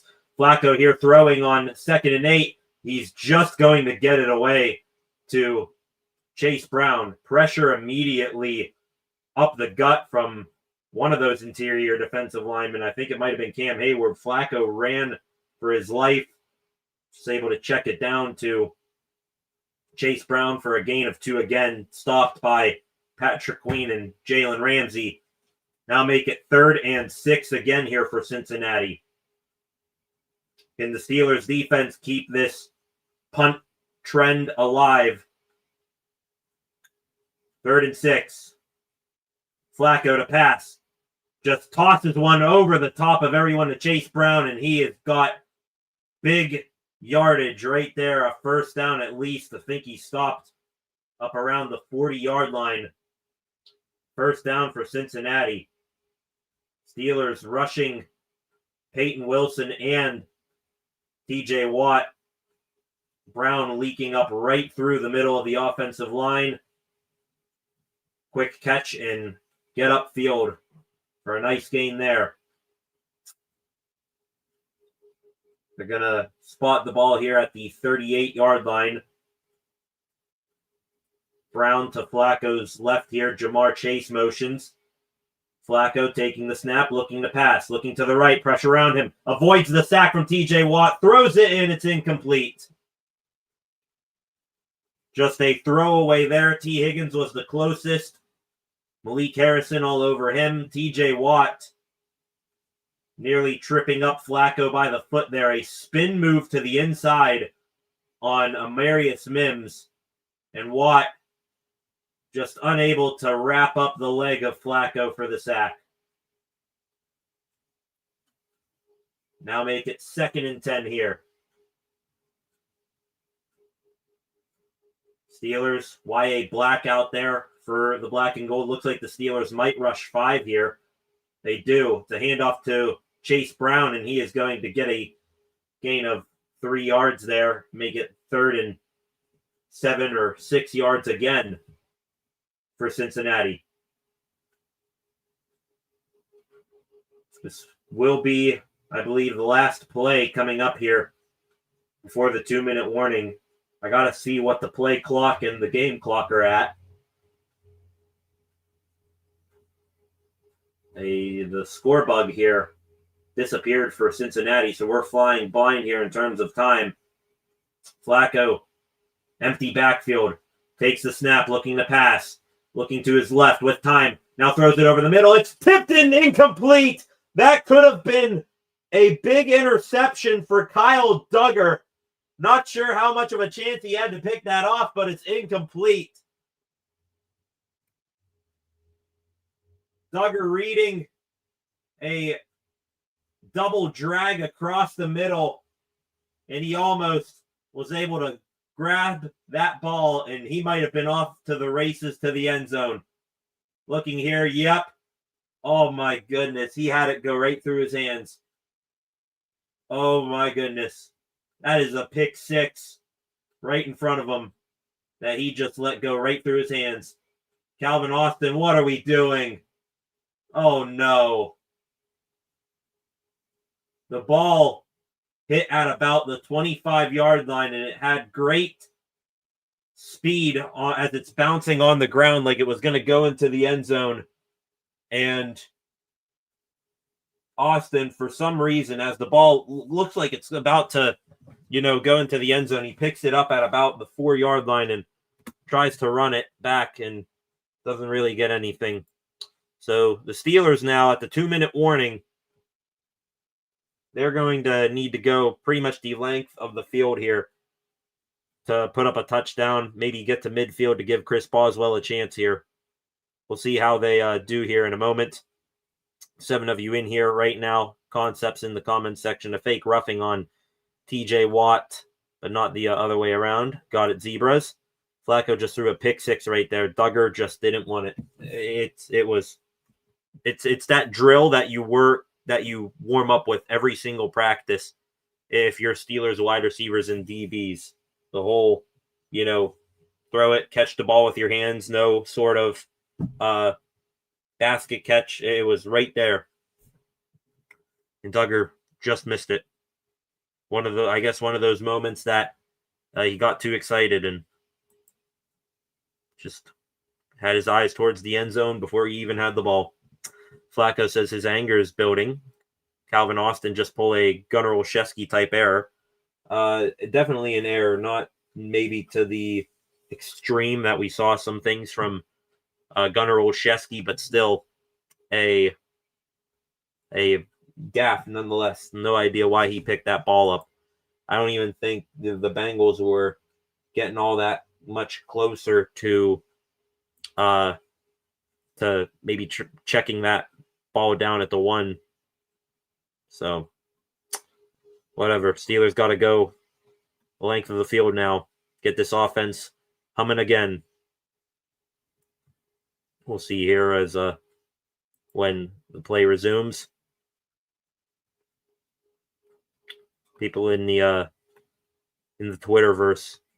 James Pierre might be the best corner on the Steelers. That is not a joke. Might be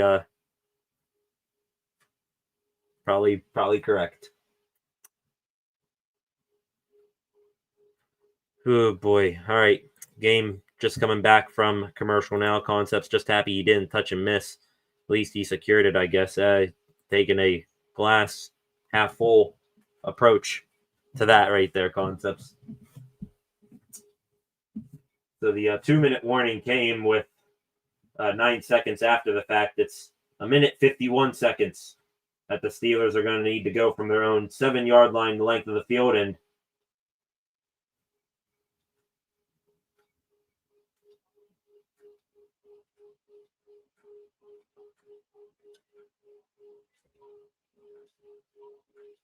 oh my God. I'm going to have a coronary here on stream. Remember last week against the Chargers when the Steelers were backed up on their own goal line offensively, kind of like this, and they decided to run the ball a couple of times with Caleb Johnson? They just did a similar thing there with Kenny Gainwell. He lost yardage, and on top of that, I think there was a face mask on the offense. Somehow, some way, they did not give Kenneth Gainwell lost yardage there. They're going to say it's 2nd and 10. Jalen Warren in the ball game, how frickin' about it. And just like that, he gets you a gain of about 5 yards, maybe 6, and makes it not 3rd and 10. We keep 30 out there on the field. I know, you can't play every snap like Mike Tomlin said Tuesday, but he can play more than he's been playing. Like, seriously. And tell me Jalen Warren isn't shook up. Jalen Warren heads off the field. I think Broderick Jones was looking at something with his helmet there. I don't think it was injury related, but wasn't quite sure. They show Arthur Smith on the sideline. Can we dial up something for someone on this team who can make a play and not your classroom pets known as Kenneth Gainwell and Jonnu Smith? Like, let's not reinvent the wheel here, Artie. Give the ball to your best players. It's now going to be 3rd and 4 here for the Steelers at their own 12. Rodgers taking the snap. Trying to look to pass. He escapes a sack, rolling out to the right. Rodgers, he's going to run for the first down and slide down at the 21-yard line. 41 years old. I think he's about to turn 42 here real soon. And he picks up the first down with his legs. Pocket collapsed all around Rodgers. Was able to get away from the grasp of B.J. Hill, the defensive tackle. And he slides down with the first down just beyond the 20-yard line. 8 can still roll. He's going to fire to the sideline here for Calvin Austin. Where's the flag? Oh my goodness, there it is. I'm about to say, Calvin Austin, he just got dragged down by his neck by Cam Taylor-Britt. And it is a defensive pass interference on top of it. Taylor-Britt is hurt. He's fortunately on the sideline of the Bengals, so he didn't have to go far to walk off after that injury here. Yeah, look in here, Calvin Austin. Clear DPI that. I think they might have thought a little bit before throwing it. Pass was incomplete. New set of downs here for the Steelers. 1st and 10, 59 seconds left to go. The Steelers, with all 3 of their timeouts remaining. Rodgers gonna just chuck one up towards the sideline here. Another flag is down in the secondary. Pass intended for Pat Freiermuth. And this is not going to be on the Bengals. It's going to be on DK Metcalf. Pass interference on Metcalf here. What do you do this time? Metcalf, a bit of a rub on Battle as he was going to cover Metcalf there. Is that not within 5 yards of the line of scrimmage? It looked like that to me.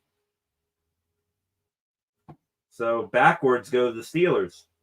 Come on. 1st and 20. Rodgers to pass. Gets hit hard in the pocket. Dropped. Dropped by Kenneth Gainwell. Flag down. Flag down here. It's in the backfield. Rodgers got hit late. And it is on Miles Murphy. That is going to be a roughing the passer, I think. Let's look here. Working on Mason McCormick. And yeah, a low hit there on Rodgers. Below the hips. That's going to get called. And so we've expired 8 seconds on the clock. And back-to-back plays. 10-yard penalties. So it's still somehow first down. Steelers have just lost 8 seconds of time is all. Cam Taylor-Britt on the sideline for the Bengals still hobbling around. 1st and 10, Rodgers back to pass. Rodgers firing over the middle. Caught there by Darnell Washington. Oh my God! Darnell Washington, he's still rolling inbounds. Oh my God! Oh my God! Darnell Washington just committed unspeakable crimes on 2 Bengals players.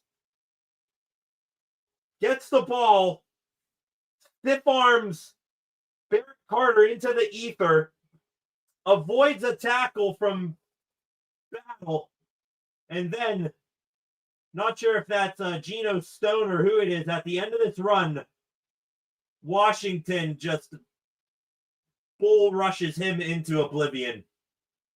Oh, good Lord. Handoff here. Kenneth Gainwell running to the left. Slips a tackle. He's got first down yardage down at the 20-yard line. Timeout here if you're the Steelers. That's a gain of 11 or 12 yards for Kenny G. He finally breaks one, and it is indeed a timeout taken by the Steelers. I'm still very impressed by what Darnell Washington just did. He just a man amongst infants, let alone boys. Wow. 34 seconds left on the clock. That is what the Steelers take their first time out with. It's now going to be, not sure, maybe around the 25-yard line here if you're the Steelers. This point, 34 seconds. This close. got to be thinking a couple of chances for the end zone here before you need to send out Chris Boswell.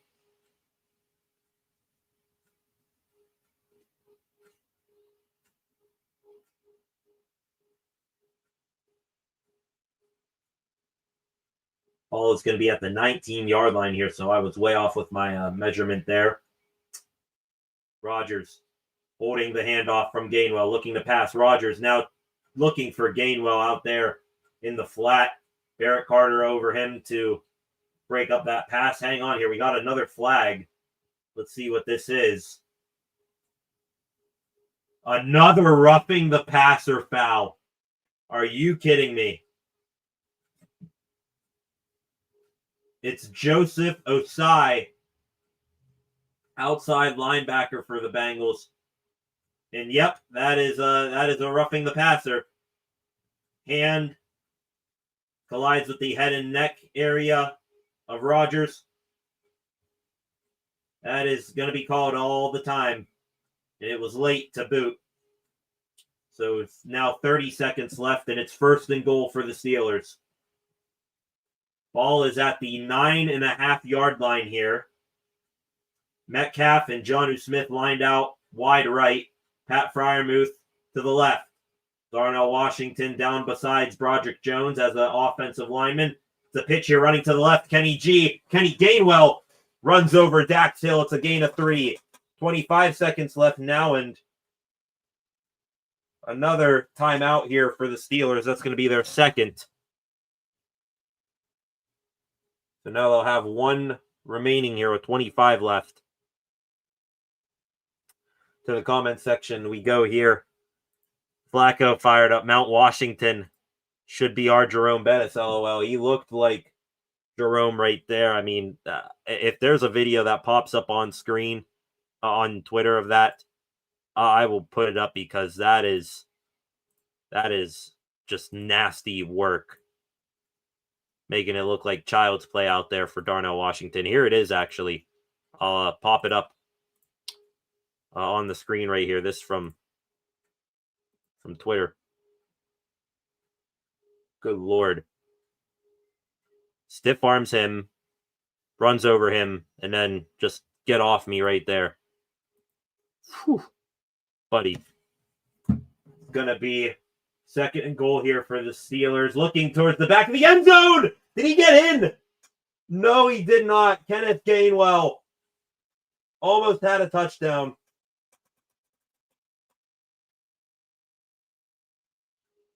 Steelers sent everyone into the end zone there. Rodgers looking back of the end zone, but Gainwell was out of bounds.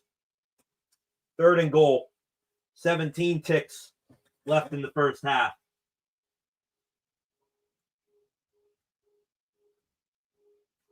Rodgers is going to spend the final Steelers timeout. Rodgers is he shaken up here?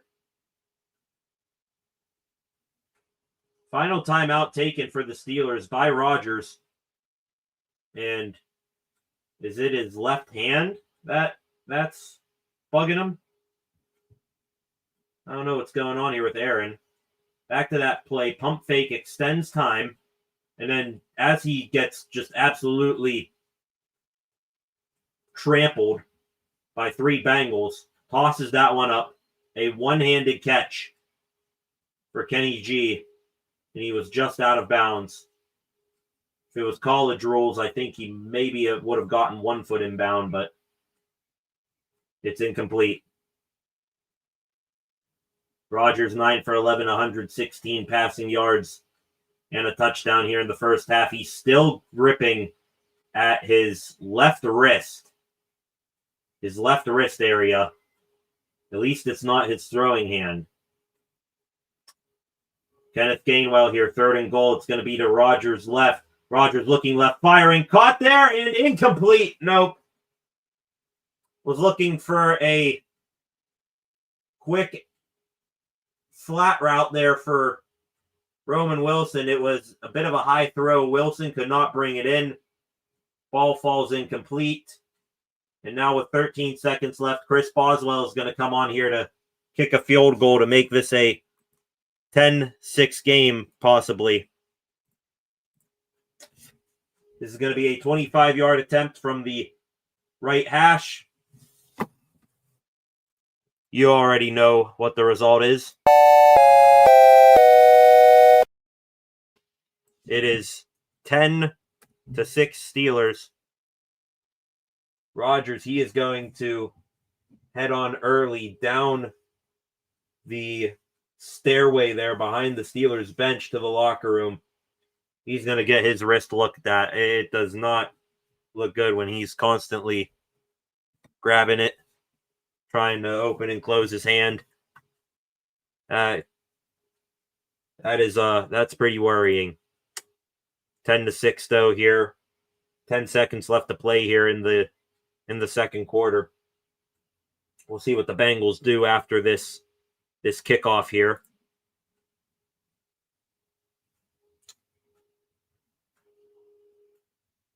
To the comment section here before this kick. Concept's not happy with Rodgers getting trampled by 3 Bengals players. You can drop the ball all body weight on the QB, so that's legal. Someone tell TJ Watt that's legal. There could have been a roughing the passer play. Kickoff here. It's going to be brought straight up by Charlie Jones, and then he runs across the 30-yard line, tackled down about the 31. It's going to be 3 seconds left here. We'll see. I think the Bengals are just going to kneel this one out completely and should be at the 1. Indeed, there, Flacco. Steelers offense should still be out there. But instead, they settle for the field goal. The Bengals, Joe Flacco takes a knee, and we are off to halftime. A pretty ref ball half of play there. That sort of took out some of the energy of this game. 2 opening drive touchdowns for both these teams. A field goal heading into half from the Steelers. The rest of it in the middle. Punts, and more punts.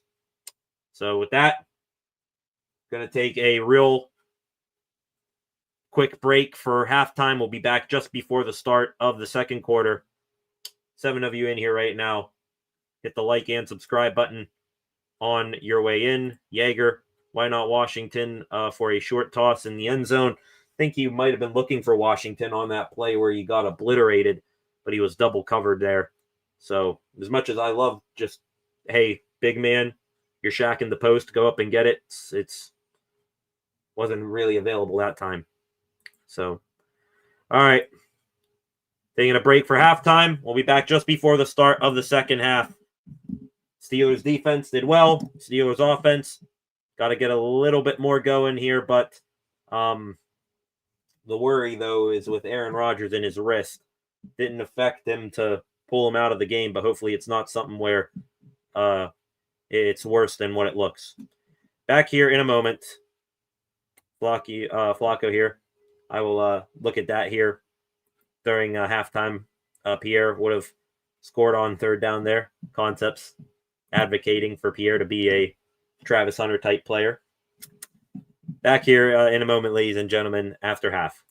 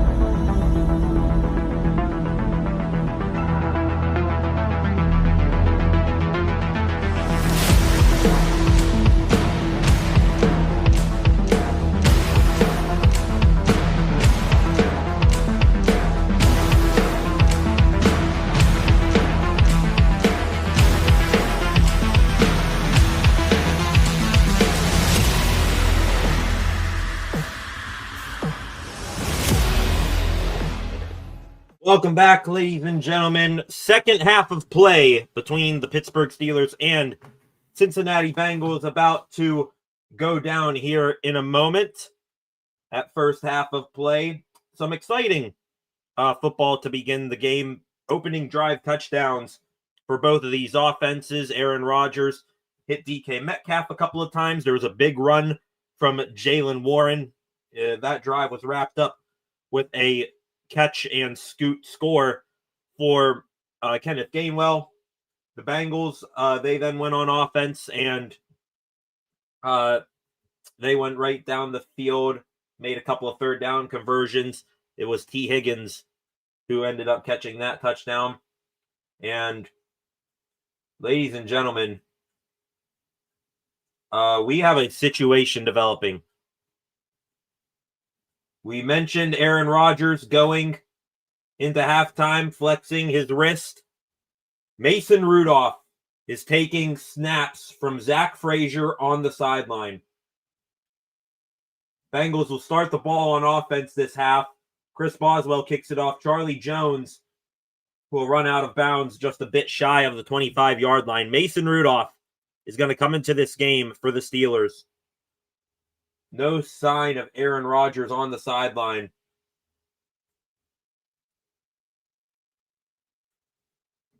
Oh, boy.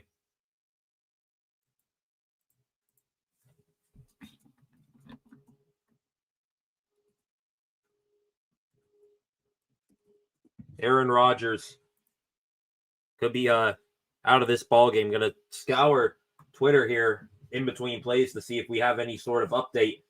Joe Flacco under center. He's going to start this drive from the 24. It's a handoff, and oh my goodness, Chase Brown. He's off to the races at the 40, the 50, the 40, out of bounds. A little bit shy of the 35-yard line. A big run to begin this second half.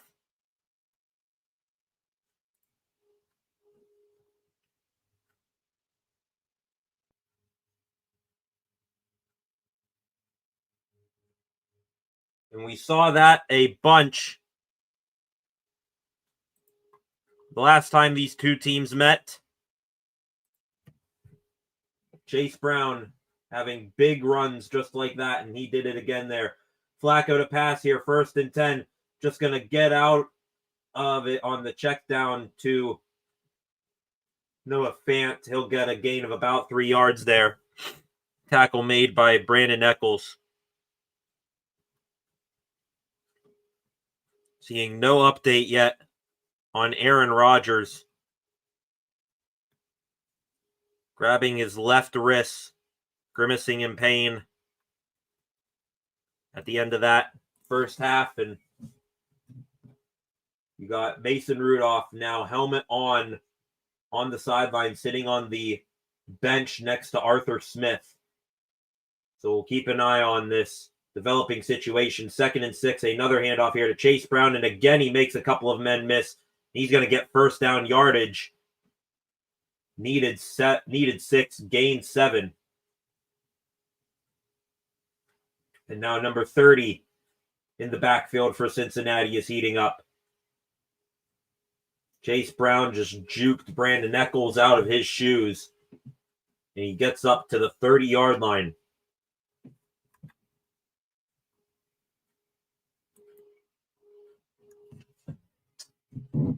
New set of downs for the Bengals. Jamar Chase motions.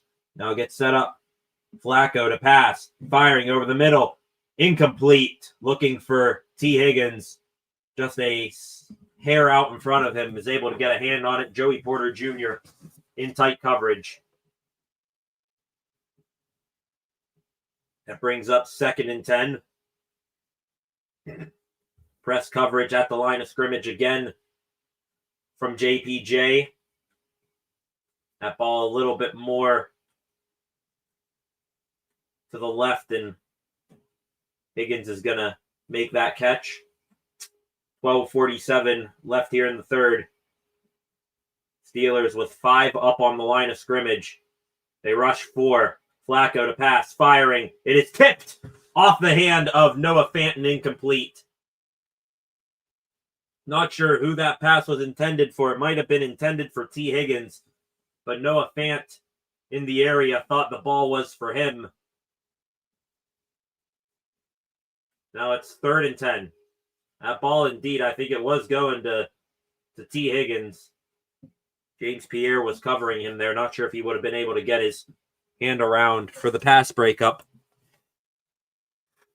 3rd and 10. Flacco passing the ball on 3rd down today. 5 for 7, 4 firsts. Another pass here. Caught, but well short of the line to gain. Jamar Chase is going to be stopped about 6 yards shy, 5 yards shy, actually, of what he needed. And the Steelers, after giving up that long run to Chase Brown, they're going to hold the Bengals to a field goal attempt here. Evan McPherson is on to kick this one for Cincinnati. 13 for 16 this year on field goals. This is going to be a 43-yarder from the right hash mark. The wind is gusting in there. Will he make the adjustment?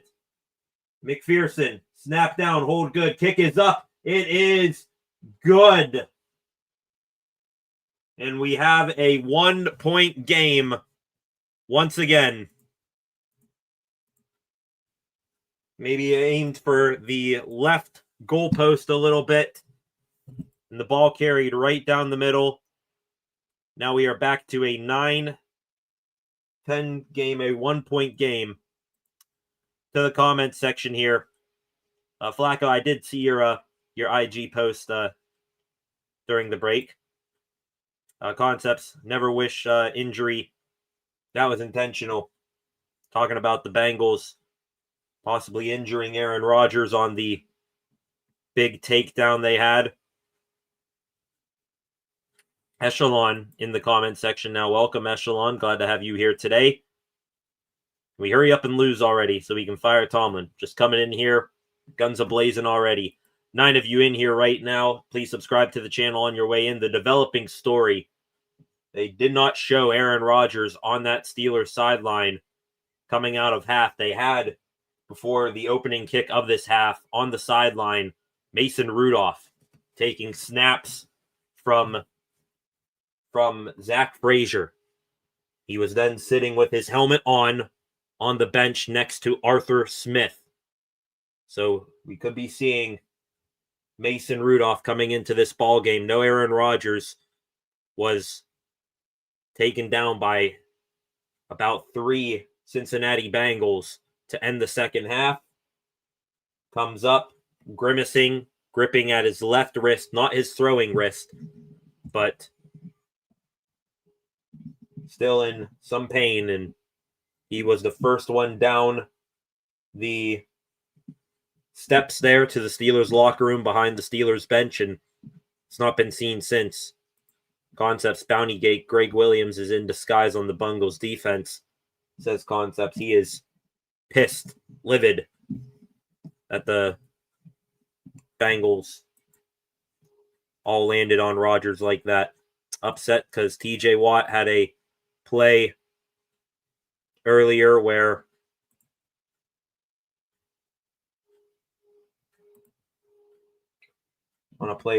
he got called for roughing the passer. Nothing there. Rodgers had a couple of roughing the passer calls, but that one, the worst of it. Seeing here on Twitter now, Tomlin coming out of halftime said to the sideline reporter, got to get Mason Rudolph ready to go. Burt Lawton, Steelers PR spokesperson, 39 seconds ago, Aaron Rodgers, a left hand injury, questionable to return. So Mason Rudolph, no game action since the preseason. About to come onto the field here. Kickoff. It's going to be fielded by Kenneth Gainwell. He'll bring it out to about the 27. And here comes Mustache Mason. Sounds like he is getting a warm welcome onto the field here from the fans at Acrisure Stadium. As expected, the last memory in a real game that the Steelers fans have of Mason Rudolph. Of course, he was taking this Steelers team on a 3-game winning streak to end the season and into the playoffs. Rudolph, he's going to pitch it to the left here to Jaylen Warren to start this drive, and Warren, staying in bounds, gets a gain of about 5 yards, tracked down by B.J. Hill. Now we're getting another update here on a couple of injured Bengals players. Cam Taylor-Britt, who got injured on a DPI call on Calvin Austin. He is out for the rest of the game. Cam Sample, defensive end for the Bengals, is questionable to return with an oblique injury. Jumbo personnel here for the Steelers. Handoff again to Jaylen Warren. That's a gain of another 3, maybe 4 yards. It's going to set up 3rd and short here. Giving the ball to number 30. I know they haven't done it a bunch in this game. It might be your biggest necessity at this point to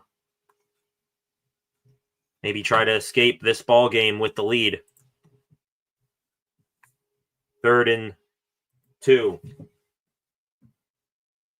Mason Rudolph here has Kenneth Gainwell to his left. Rudolph making a check here before he runs this play. Rudolph to pass. Mason fires short. Caught. 1st down yardage for Kenneth Gainwell.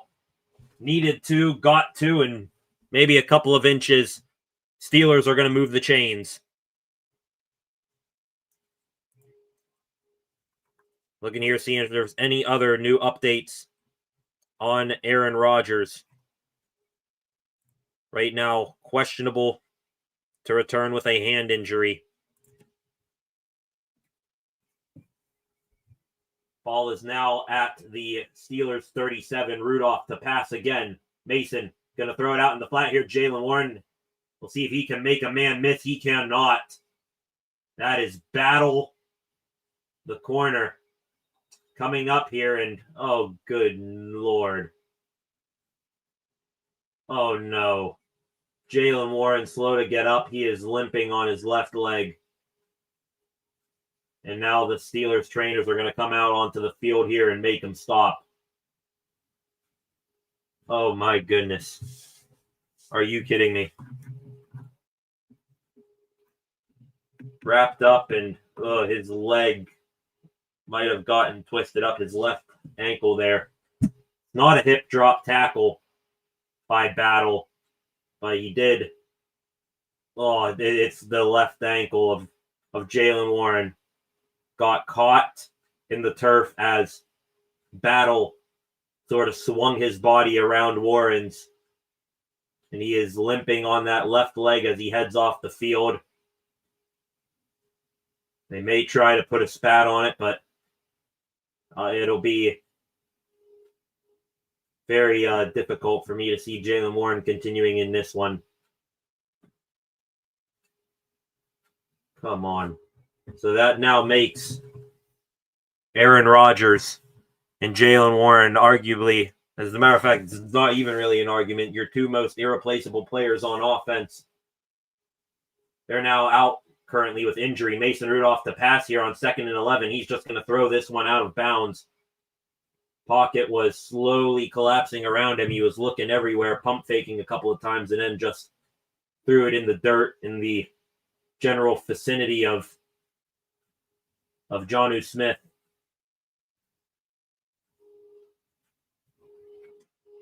So now make it 3rd and 11.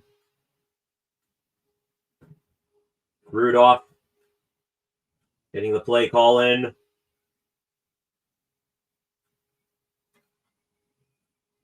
Metcalf, Washington, Austin, Wilson. The receiving options out there. Gainwell, the back to Rudolph's right.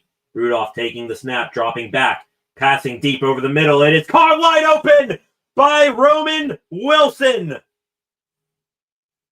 Heading towards the sideline. He is knocked out of bounds there. A big pickup on 3rd and 11.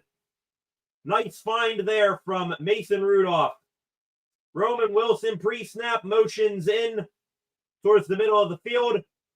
Breaks it on an out at the 50-yard line, and he is knocked out of bounds at the 46 in Bengals territory.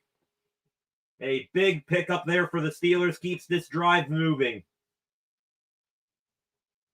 They're going to say at the 47-yard line, Wilson was out. Run here for Caleb Johnson, and he is up at about the 45, maybe a little bit beyond that. Couple yard gain there for number 20, the third-round rookie out of Iowa. It's officially a gain of 3. We'll see him get a ton more opportunity now. He's going to stay out here in the huddle right now. You have both running backs, Johnson and Gainwell, a two-back set here for Arthur Smith. Clock in the quarter at 8:04 and counting down. Gainwell out wide as a receiver. Johnson in the backfield with Rudolph. Gainwell now motions to the backfield. Rudolph taking the snap, looking to pass. Rudolph firing deep over the middle, and it is incomplete. Looking for Jonnu Smith, Dax Hill in tight coverage. And now third down again. It's going to be 3rd and 7. Taking a look here at the replay.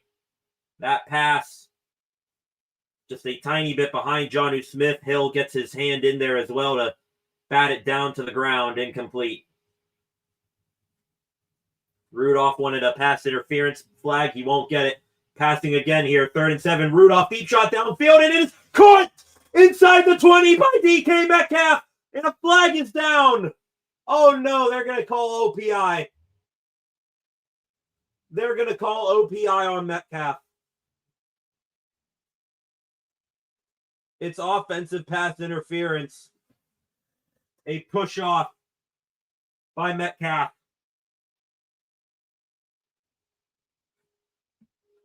Oh my goodness.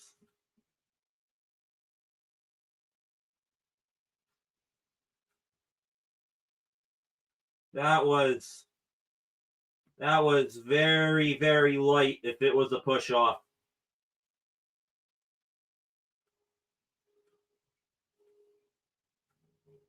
They're talking about his arms extending as he's backing up to catch that ball. The push really didn't have all that effect, but it's the impression of it that warranted the call.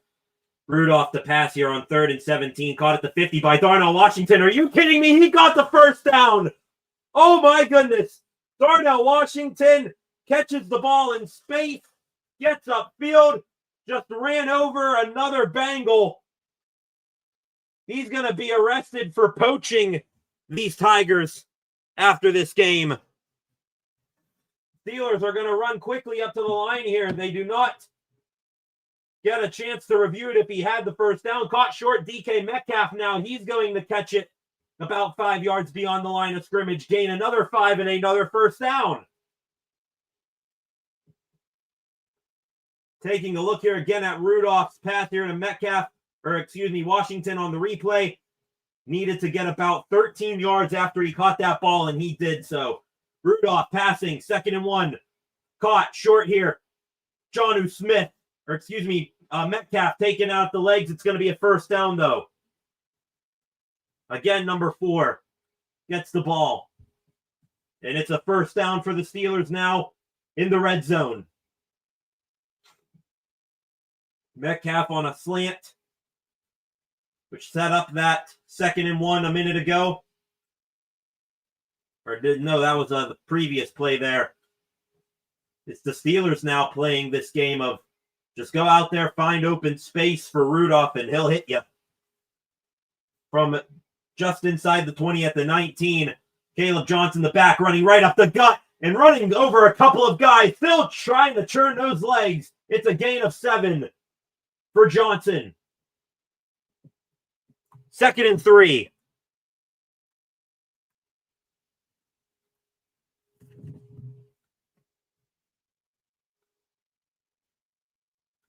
And that right there is the type of runs that we've been waiting to see from KJ20. Get some pats and some high fives on the sideline from his teammates. Good news. Jalen Warren is now back in the ball game here. He's lined up to the right of the formation almost as a tight end. And The play clock here about to hit 0. Mason Rudolph is going to call a timeout. You had Jonnu Smith lined up in the backfield as a running back there. Maybe a little bit slow to get the play call in, get the guys lined up. It yields the Steelers taking a timeout here.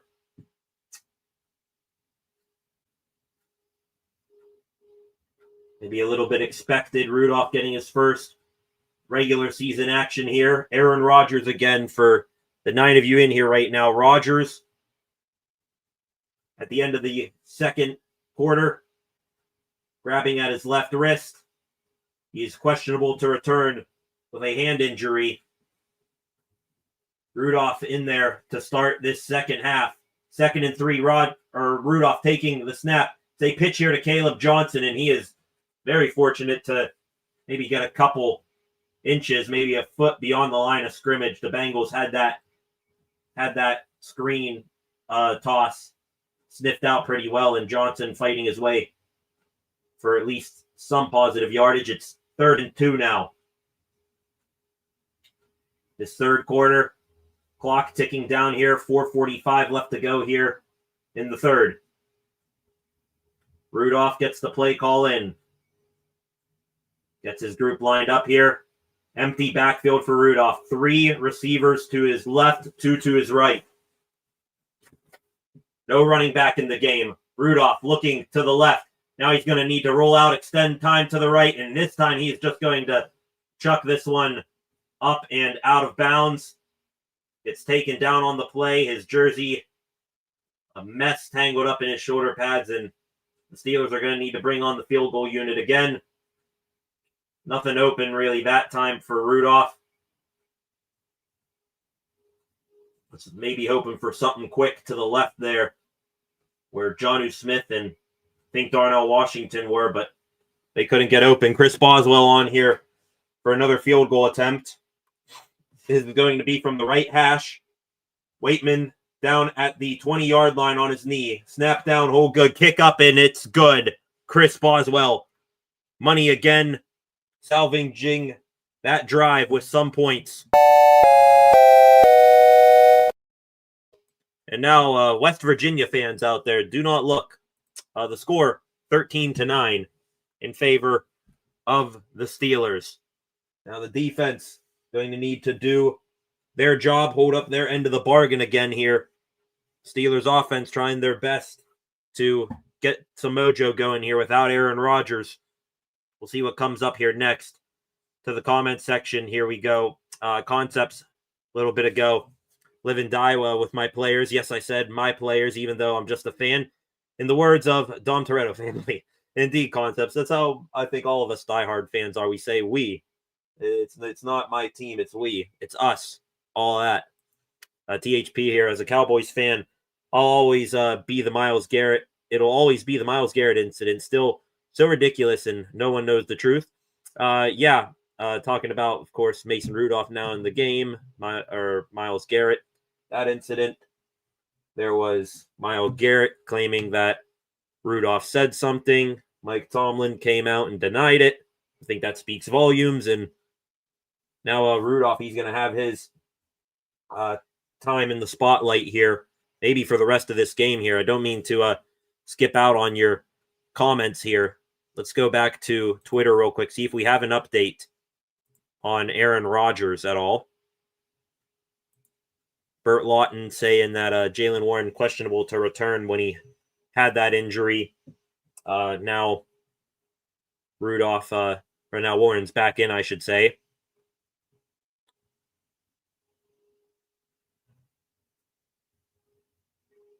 Seeing here if there's anything else on Rodgers. Not seeing anything. Tons of people talking about Aaron Rodgers out. Still Mason Rudolph in. He's questionable to return. Darnell Washington is everywhere on my timeline right now. People also reacting, calling that pass interference penalty a bunch of BS. Those of you in the comments agree with it as well. Concepts here, yes. 100% not a flag. There was no push off there. Yes, his arms were extended, but there wasn't anything worth there. And some love for Darnell Washington. Big Darnell said, F you for the fake NFL ball, don't lie. He just is unreal. He's unstoppable right now. I may give a handoff to Darnell Washington and let him run over some defensive linemen for a change. Start targeting Flacco since it's legal to rough the passer. Not advocating for injuries here, but wouldn't mind getting to Flacco a little bit more. Oh my, what a hit there. Tripping up Charlie Jones on the return there. To my right, Jabril Peppers. Almost a scorpion there for Charlie Jones. And now the Bengals offense is going to take over again here. Let's see if the defense can stay hot here. Paid attendance for today's game between the Steelers and the Bengals, 66,132. That is a lot of people crowding Pittsburgh here today. Here we go. Ball is at the 32-yard line in Bengals territory. Flacco under center here. Sends Sample, the tight end, in motion. It's a handoff here to Chase Brown. He's trying to get to the edge there, and he is not going to go anywhere. No gain on the play. Great seal and contain by Kyle Duggar, Patrick Queen, and Malik Harrison, making sure he isn't able to get upfield. Good stuff there from the Steelers defense. Brown breaking off a big run on the previous drive. They don't let him get going that time. 2nd and 10 now. Clock at 3:38 left in the third. Got a 3-receiver stack at the top of the screen here. Yoshivas motions out of it. Running back to Flacco's left. He takes the snap. Flacco firing. Caught short by Yoshivas. Ball popped out! And they're going to call it incomplete. They're going to call it incomplete. If that was a fumble, Patrick Queen may still be running. It popped right out to him. Yoshivas catching that ball at the 36-yard line. And Jalen Ramsey coming up from his safety position. Textbook. Shoulder to the body, hand to the football. Knocks that ball loose. 3rd and 10 after the incompletion. Empty backfield now for Flacco. Chase Brown and Jamar Chase at the top of the screen. Flacco looking that way with time. Now throws it short. It's caught there by Fant. He's got to get more yardage. He does. Oh, no. He's going to get the first down at the 47-yard line. He caught that ball about 5 yards short of the first down. Then, with about 3 yards to go to get the first, 2 Steelers at least were making contact with him, and he still spun away from it for the first down. Let's take another look here. What are we doing, guys? It's James Pierre who tries to make a wraparound tackle and punch at the ball, and Brandon Eccles just goes for a shoulder hit. Guys, we don't need to punch the ball out here. We just need to tackle him down. Pierre goes for the ball. Eccles, who hurts himself, he's on the sideline now, goes for a shoulder check. Both can't wrap up, and the new set of downs for Cincinnati. Poor tackling, poor situational awareness there. A run to the left here for Chase Brown. He's going to be a yard beyond midfield now, a gain of 4. Bengals back into the Steelers' end of the field. It's now 2nd and 6. Situational awareness. Concepts in the comment section saying the 3rd down defense makes him want to do something. Obviously, don't do that, Flacco, but, metaphorically speaking here, that was just absolutely terrible tackling for such a good game for James Pierre. There's his first blemish on his report card. 2nd and 6 here. Flacco, sideline shot here, caught by T. Higgins and slung down at the 46-yard line. A new set of downs for Cincinnati again. Pierre well in coverage today. That time gets beat on a comeback from T. Higgins. And the Bengals' offensive passing game may be starting to click. Pierre and Chase lined up one-on-one at the top of the screen. Flacco, handoff to Chase Brown. He is going to only get maybe 2 yards here before Joey Porter Jr. and I think that's Brandon Eccles wrap him up to stop him. They give him a gain of just 1, so 2nd and 9. Of course, as Chase Brown heads off the field, the Bengals, CBS here, they pop up the Bengals running statistics, just like their defense, dead last in most categories. And yet, somehow against the Steelers, Chase Brown finds a way to succeed. Empty backfield for Flacco on 2nd and 9. 3 receivers to his left, 2 to his right. Flacco passing, tipped over the middle of the field, nearly picked. Nearly picked. Looking over the middle of the field, big Y.A. Black gets his hands up to deflect that pass. No, well, it wasn't Black. I think that was P.J. Watt who got his hand up to get his hand on that pass. Jalen Ramsey just ran past where the ball ultimately ended up. 3rd and 9 now. Come on, 3rd down defense here. Passing the ball today. Flacco 7 and 9 on 3rd down. 5 first downs. To pass again here. Throwing over the middle. It's picked off. It's Kyle Dugger. He's running it back to 40. The 50. At the 40 again. He's got the tight end to beat. The 20. The 10. And sidesteps into the end zone. It's a pick 6 for Kyle Dugger. Woo! Let's go. Yeah.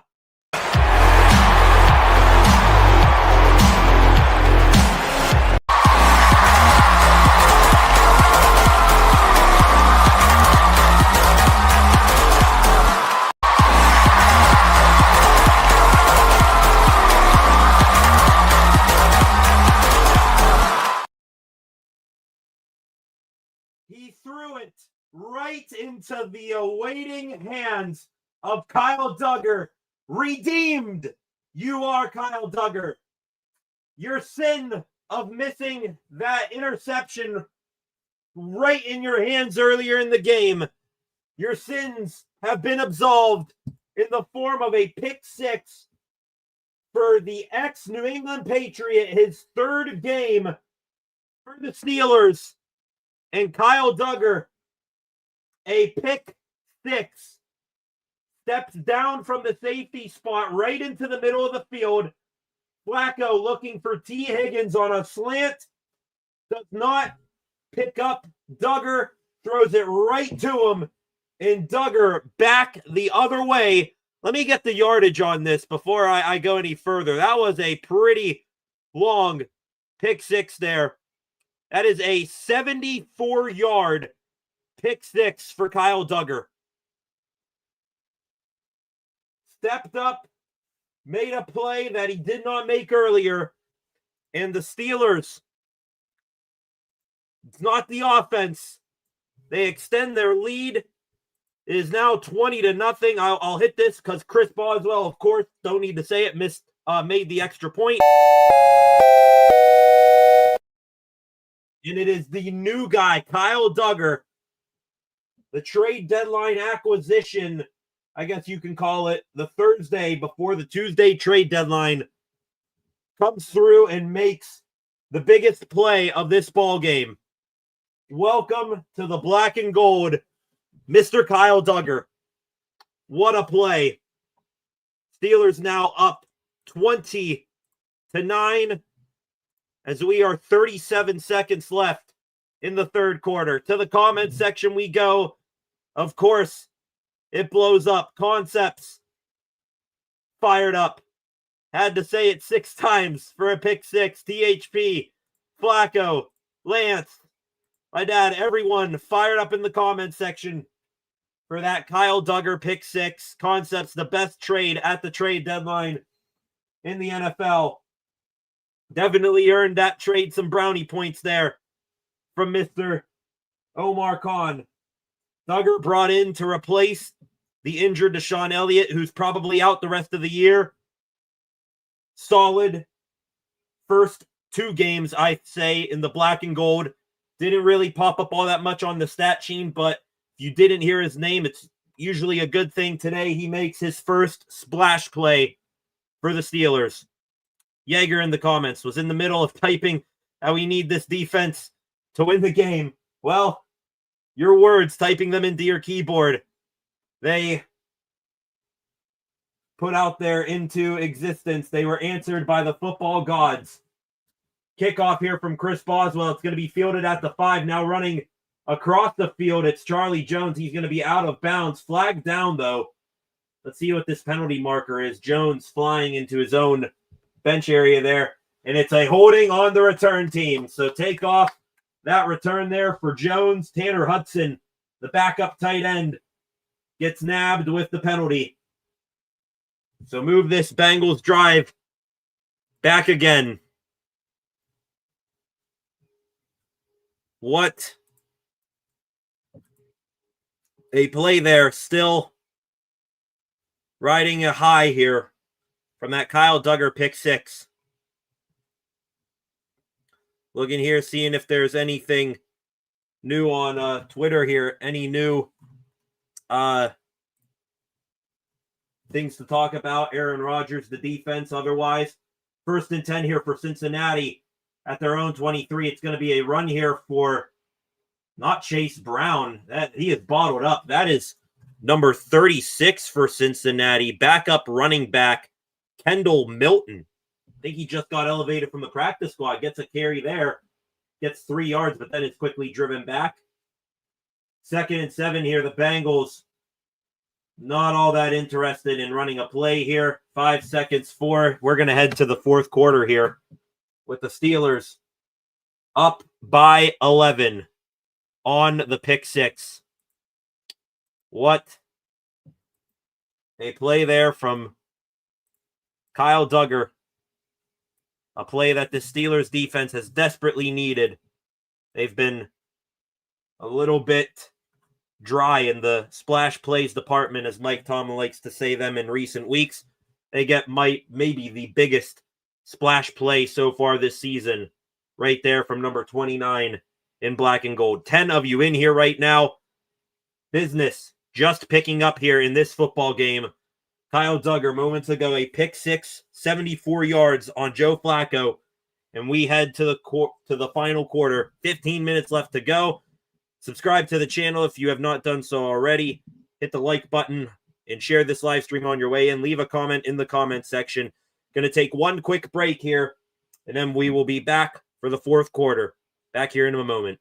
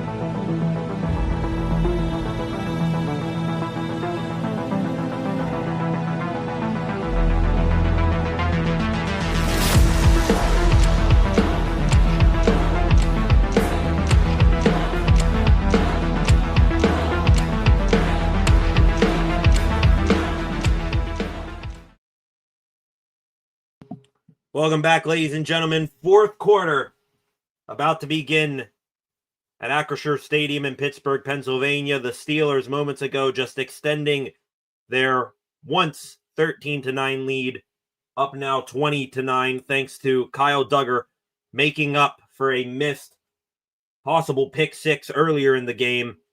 Gets it here in the 3rd quarter at a big moment in this ball game. Ball is going to be at the 25 here for the Bengals. 2nd and 7. Flacco to pass. Deep shot to the sideline. It's caught there at the 46-yard line and out of bounds. T. Higgins. Kyle Duggar is the one who knocks him out. To the comment section we go here. Shout out to my dad. $10 contribution for the pick six. Concepts trying to find any sort of fix for the Steelers wide receiver 2 issue.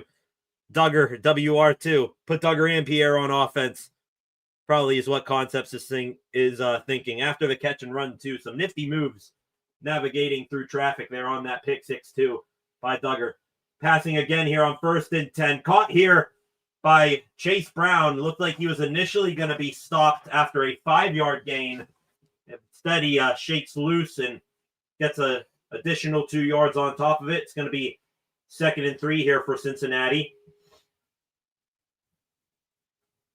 Game break here. We've got a shootout going on up in Buffalo. The Bills just taking a 31-26 lead over the Tampa Bay Buccaneers. That game is entertaining. Supposed to be 2nd and 3 coming up here for Cincinnati, but we got another injury here. Again, Brandon Echols, slow to get up. So they're looking, I think, he's on a knee, or he was on a knee, looking at his right ankle. Hopefully he's able to shake off whatever is ailing him right there. Still scrolling through Twitter here. Have not seen yet any sort of update on Aaron Rodgers. All I'm seeing is more of the insiders within the past little bit catching up that Rodgers is out. Jaylen Warren did leave the game briefly with a left ankle injury, but he has since returned.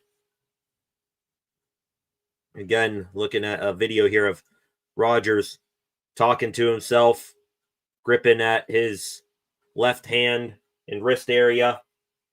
Maybe he's grabbing about right here on the wrist, on the hand or wrist, that little bone that's right there.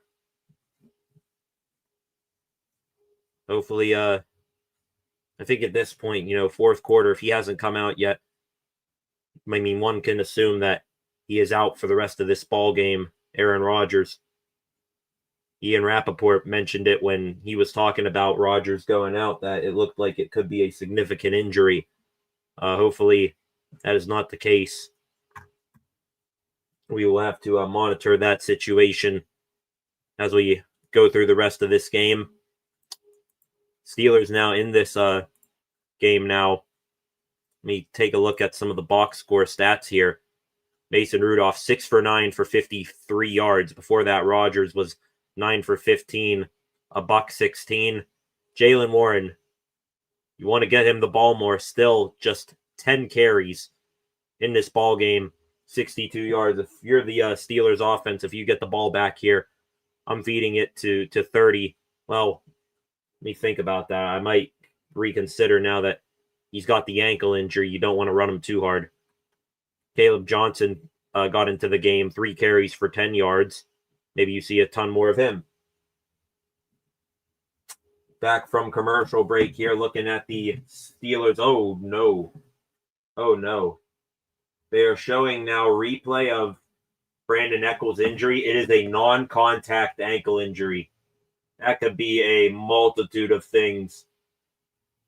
Now we got some pushing and shoving after the fact here. A run by Chase Brown on 2nd and 3. He'll get the first down. Or no, he's not. They're going to mark him short, 3rd and 1. Wow. Chuck Clark wrapping up Chase Brown's legs. Jalen Ramsey and Jamar Chase giving some shoves back and forth. It's now going to be 3rd and 1 for Cincinnati. Flacco with, I believe that is Milton to his left. Did he get it? No, he did not. Wow. The Steelers on 3rd and less than a yard. It's about 1.5 feet. They hold the Bengals short. Now we got some action. Chase and Ramsey locking up. Face masks are held. Flags fly.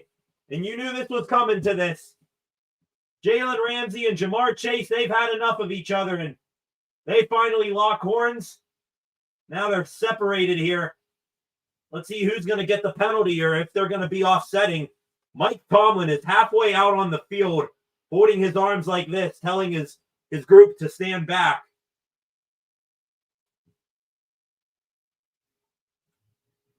And it is going to go both ways. Unsportsmanlike conduct. Okay, so it is on both. Chase and Ramsey get into a scuffle there. Let's look at it here. A little bit of a after the play face-to-face mask situation there for Jalen Ramsey. Jamar Chase grabs onto Ramsey's face mask. Ramsey says, all right, you want to grab face masks? I'll grab yours as well. And I'm sure tons of expletives exchanged there. It's 4th and 1 here, just inside Steelers territory at the 44-yard line. And Cincinnati's going to go for it. Flacco is under center. Are they going to go with a sneak here? Now the tight end lines up behind Flacco. Push maybe. Flacco checks out of it. Here we go. Chase in motion. Trying to draw the Steelers offsides maybe. Play clock at 8. Steelers not looking like they're going to jump. 5, 4, 3, 2, 1. And there we go. The Bengals are going to let the play clock run out. Maybe they take a timeout. And indeed, it is the Bengals taking a timeout. Now, here we go. We got another fracas again. Who's it this time? Is it Chase and Ramsey again? Play didn't even get snapped that time. Jamar Chase, helmet off. He wants that Ramsey. We are going to have the benches clear, maybe, here in Pittsburgh. Some Bengals are coming onto the field. Jamar Chase still helmetless. We don't know where it is. Jalen Ramsey is being held back by Patrick Queen and Y.A. Black pointing at Chase. I didn't even see what happened that time. No play was ran. The Bengals took a timeout. Another flag comes out.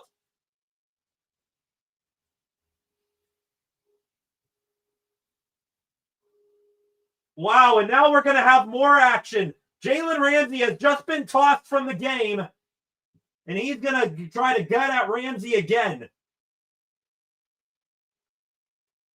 Jalen Ramsey, the lone penalized party.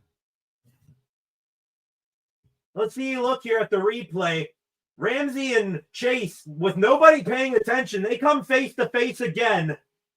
They're talking, and Ramsey grabbing the face mask of Chase.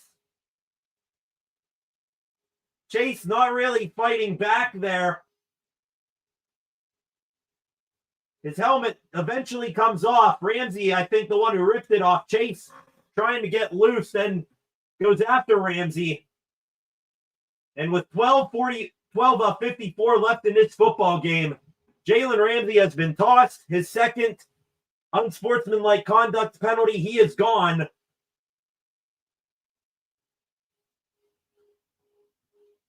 Still on the sideline is Ramsey on the Steelers sideline. Has yet to head to the stairwell right behind the Steelers bench. Again, they're showing the replay. The Bengals, they take a timeout on 4th and 1, don't run a play. Ramsey and Jamar Chase still somehow find each other.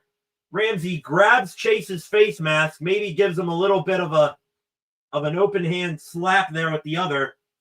At that point, others on the field start to realize what happened. Jalen Ramsey, he is standing behind the Steelers sideline. He has yet to go off the field. And you know who got a front row seat for that? Whoever the water boy is for the Cincinnati Bengals. Just words between Ramsey and Chase. Then Chase must have said something that really set off Ramsey, because you see right before Ramsey grabs him, Ramsey gives one of those really, and then grabs him like that. So that's what set it all off. They're showing some of the other stuff that has gone on in this game today. They've met up a couple of times. Ramsey had a big hit on Chase earlier in the game. And back-to-back No, not even back-to-back plays, just 2 times in 60 seconds. Ramsey and Chase come together for a scuffle. Ramsey ejected. Chase still in there. Of course, the unsportsmanlike conduct penalty costly for the Steelers. They had the Bengals at 4th and 1. Now it's 1st and 10 for Cincinnati at the 30, or at the 29, excuse me. Chase still out there. Looks like Joey Porter Jr. might be lined up on him here. Flacco taking the snap, looking to pass. Fires over the middle. Caught there by Kyle Duggar. Seek and destroy. Have yourself a game. 29. Noah Fant on a quick slant, middle of the field. Low man wins. Kyle Duggar at the waist, chopping down the tight end. 5-yard gain, though, on the play for Cincinnati.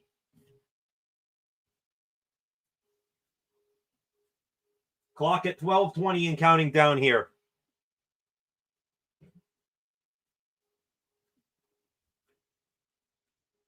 Second and 5.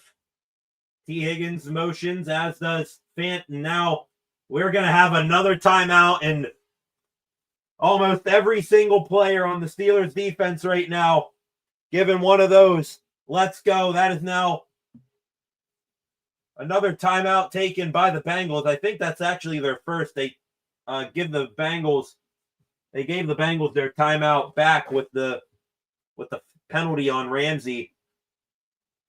So that's their first of the half. Steelers fans there at Acrisure Stadium, they are absolutely rowdy right now. To the comments section as they head to commercial break for this timeout. Concepts in the comments section, very upset. Multiple cheating BSs. Flacco wanting Ramsey to kick Jamar Chase's ass. Honestly, at that point, just let the boys scrap. Get some hockey into the game. They want a tango, put them out at the midfield logo and let them go. Sort of create a circle there for players on both teams and give them 10 seconds. Get their anger out. Nobody gets tossed. I'd be cool with that. Ager, what is up with TJ Watt this year? I don't know. Been fairly kept in check here today. Had one near sack on Joe Flacco earlier in the game. Has had a couple of tackles as well, waiting for him to make a splash play. With Jalen Ramsey now out, that's one less mega playmaker on this Steelers defense.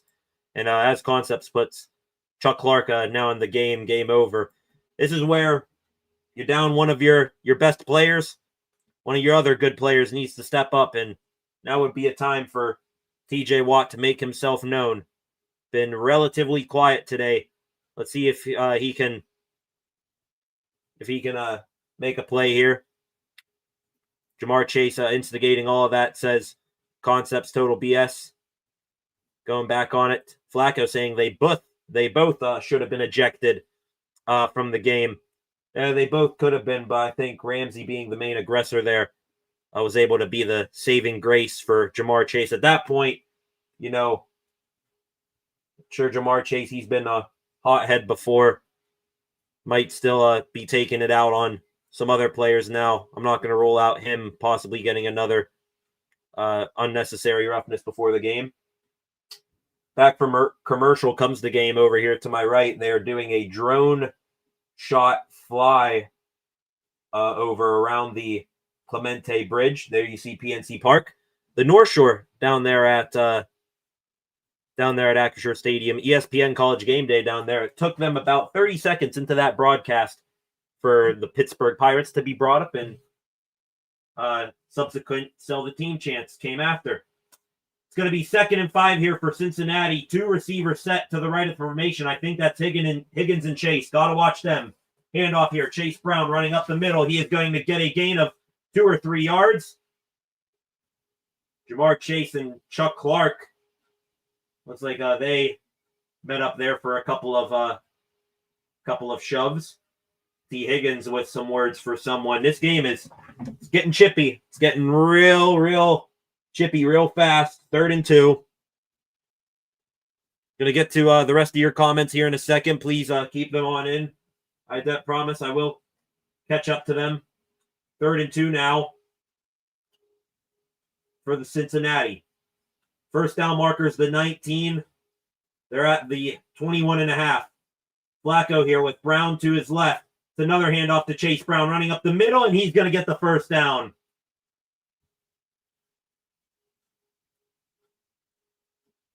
First down and the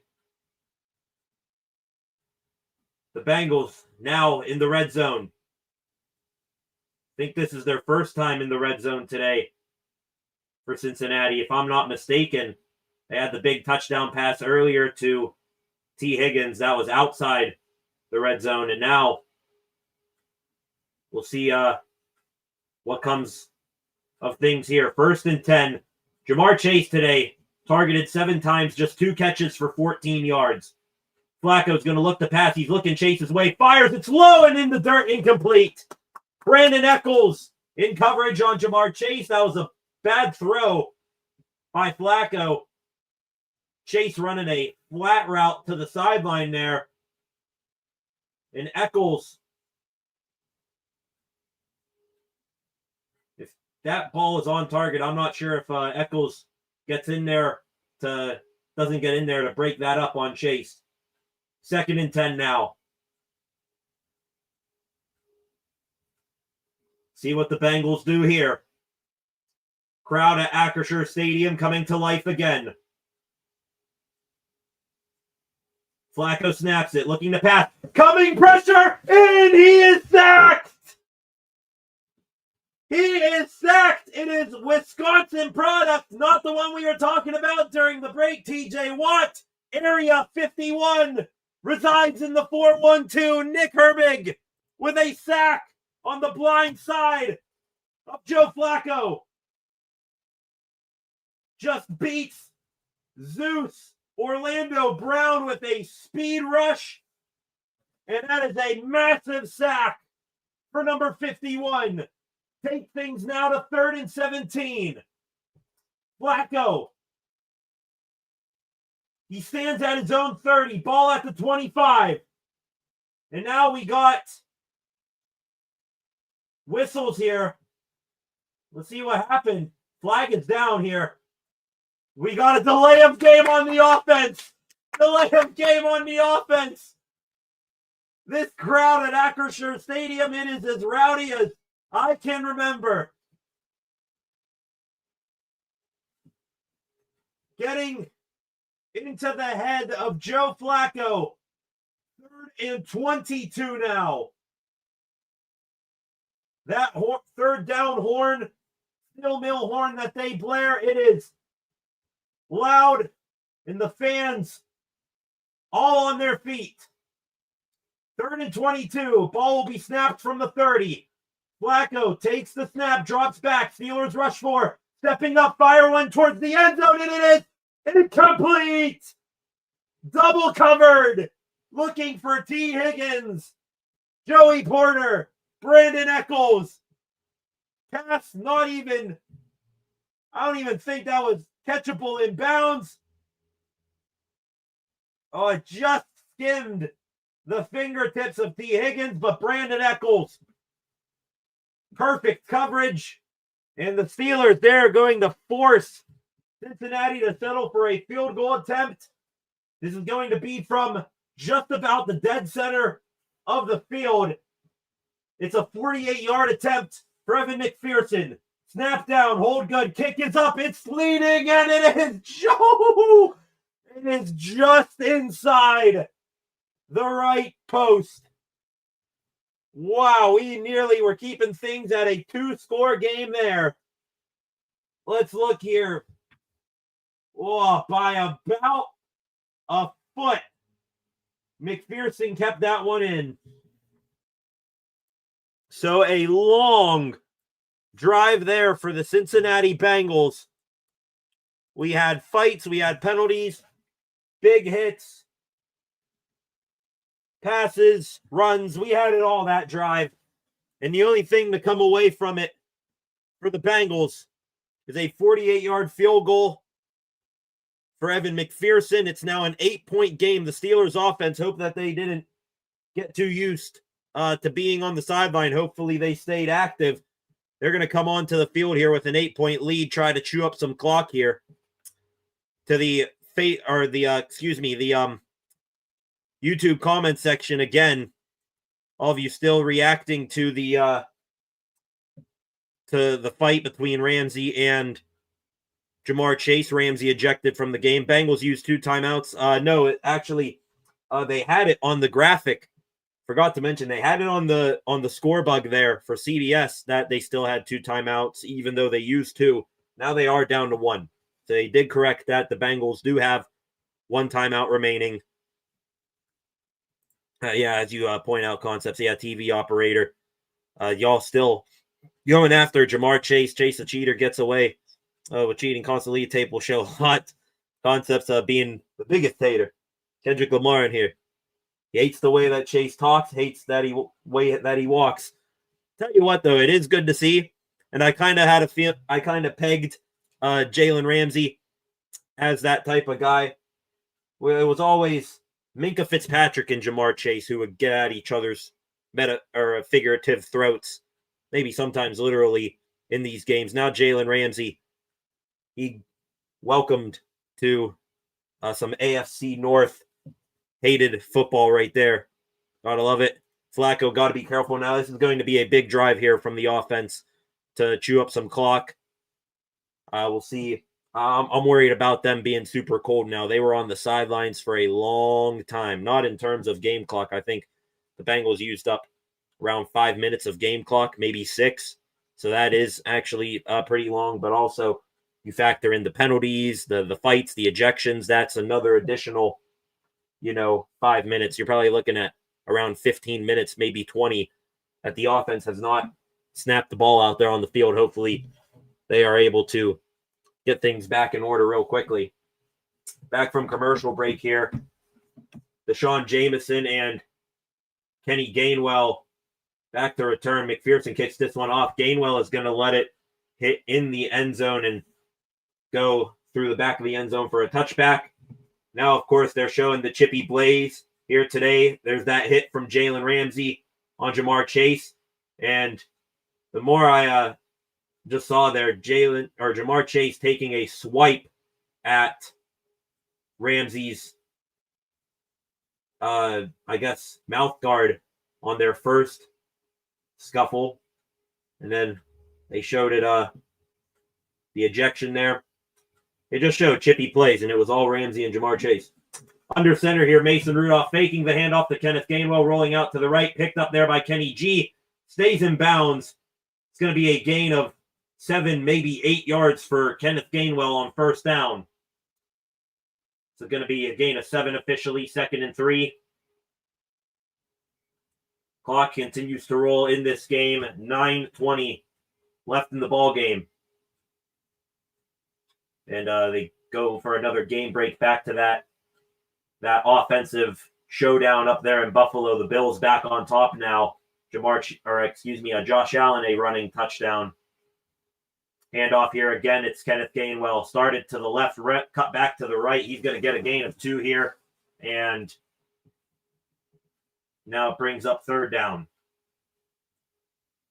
3rd and 1 here for the Steelers. Have yet to see Jalen Warren this drive. Came back, test out that ankle a little bit after his injury. Now we're back to a main workload here for Kenneth Gainwell. Another handoff to Kenny G, and he is just going to lower his head and get forward, and that is another Pittsburgh Steelers first down. Needed 1, got 1.5, maybe 2. Just lowering his head. I think even running right into the back of right guard Mason McCormick to get that yardage. Mason Rudolph back to pass again. Throwing here. Oh, wide open. Oh, no. Incomplete pass. Looking for DK Metcalf was Mason Rudolph. Metcalf, I think still running down the field, tried to stop and come back to the ball. Maybe a miscommunication there between wide receiver and quarterback. The ball skips off the turf as Metcalf tries to scoop it, and now it's 2nd and 10. Clock stopped with 8:11 left to go here in the ball game. Under center, Rudolph. Gainwell, the back.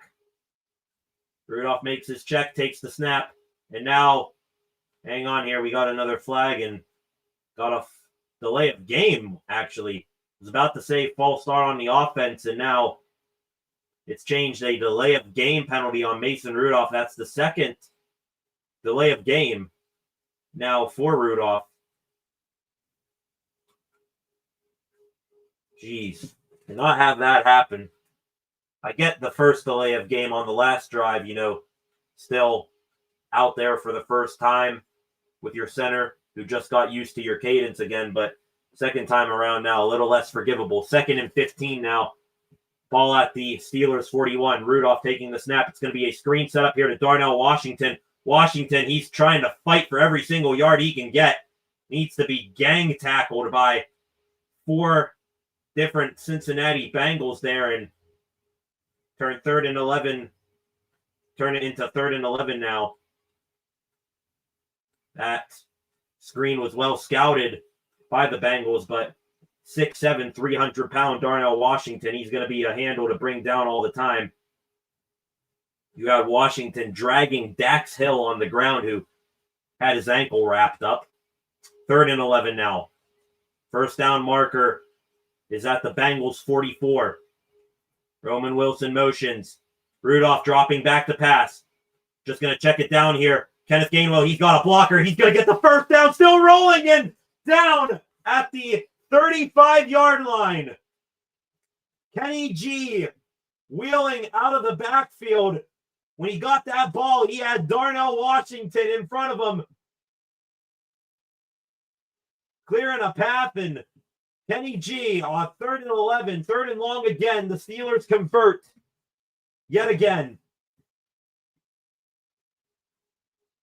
Bunch of the Bengals defensive backs dropped well back deep downfield in the coverage, and that was a fairly easy pickup for Kenneth Gainwell. Now Caleb Johnson in the backfield. He'll get the handoff. Hits the hole, and he's going to get a gain of 2, maybe 3 yards here. It's going to be 3 here, 2nd and 7. Battle the corner. And I think B.J. Hill, the defensive tackle, stopping Gainwell there. Now battle. He is slow to get up there. They're going to stop the clock here for Jordan Battle to get some assistance here on the field. He's down in a crouch now. 24 years old, out of Alabama. He'll head off now, walking off under his own power. Maybe running into Caleb Johnson, not the brightest of ideas for him. To the comments section we go here. Jaeger, Steelers offense, going to need to convert a lot of first downs, burn up that clock, no 3rd down and done. BS got a big conversion a moment ago on 3rd and 11. Flacco here, go Tampa. Tampa, I'm not even sure what's the score of that game now. It is a shootout up there. You got, let me refresh here. Buffalo did score a touchdown with Josh Allen. It's now 37-32 Buffalo. 2nd and 7 here. Rudolph faking the handoff. Hits DK Metcalf on the designed rollout. First down. Metcalf. A nice reception right there as he heads out of bounds. 1st and 10 Steelers. Clock still rolling now. Under 6 minutes left to go. Metcalf will head off. Rudolph is going to be under center again. Caleb Johnson, 8 yards behind the line of scrimmage, waiting at the 30. Roman Wilson motions. Rudolph, handoff again. Caleb Johnson gets to the left edge, stiff-arming man. Caleb Johnson up the sideline to 10, out of bounds. First down run on first down there for Caleb Johnson. Flag is down, though. Oh, my God. I want so badly for Caleb Johnson to be good, and he just took a face mask penalty on... He just had a face mask penalty on that run. So take away that run and put it 15 yards in the opposite direction.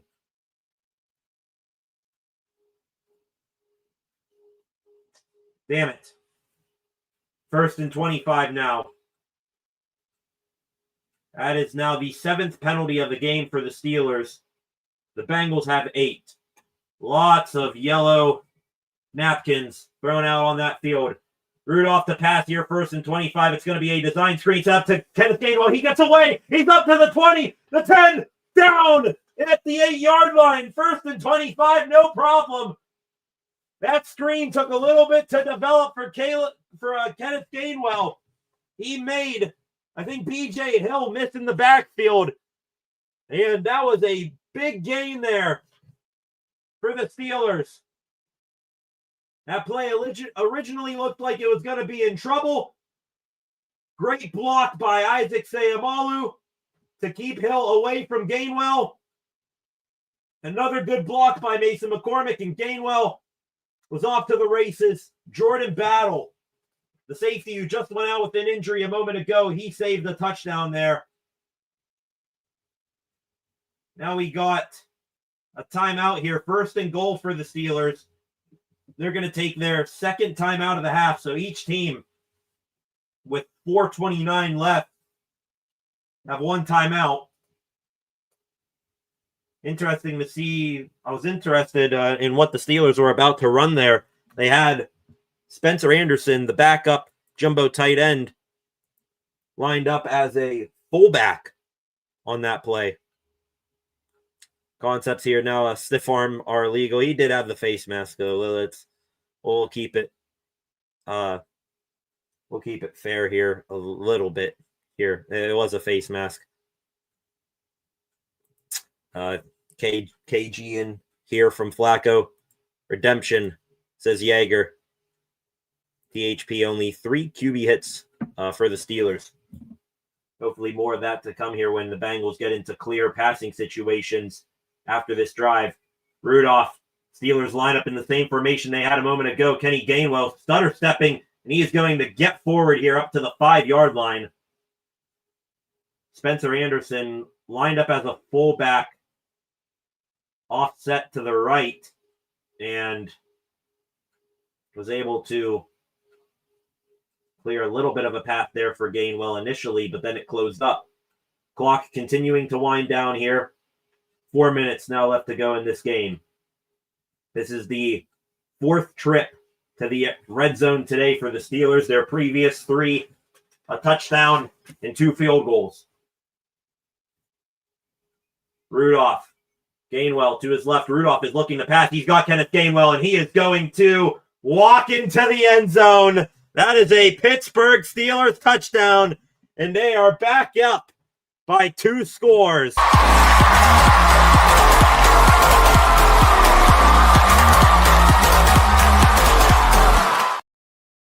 Rudolph was passing all the way, and as soon as Kenny G leaked out of the backfield off to the left there, the linebacker, Barrett Carter, Oren Burks, too slow to catch up to him. As soon as Kenny G caught that ball, sure, he had to break a tackle, but you knew he was going to get into the end zone. Now make it 26-12 Steelers. Chris Boswell on for the extra point, and it is off the upright and through. Oh, Mo. Wow. Okay, Boz. We see you're able to get tricky with it. Off the left post and still through for Chris Boswell, and now the score up to 27-12 in favor of the Steelers. Kenny G game, says Flacco. Excitement again from Yeager. And Kenny G, tell you what, when Jaylen Warren is healthy, Kenny G's just a bystander, but it's almost like when Jaylen Warren goes down with injury, Kenny Gainwell just turns into a beast, and that was a hell of a job there for number 14. 10 of you in here right now. We are now 3 minutes and 40 seconds left to go in this football game. The Steelers extending their lead back up 2 scores, 2 touchdowns, plus a 2-point conversion mixed in there. They're now up 27-12 and on the road to getting back into the win column. Let's not get too excited yet. Let's not celebrate prematurely here, but they're on a good path right now. Back here in a moment to wrap up this football game.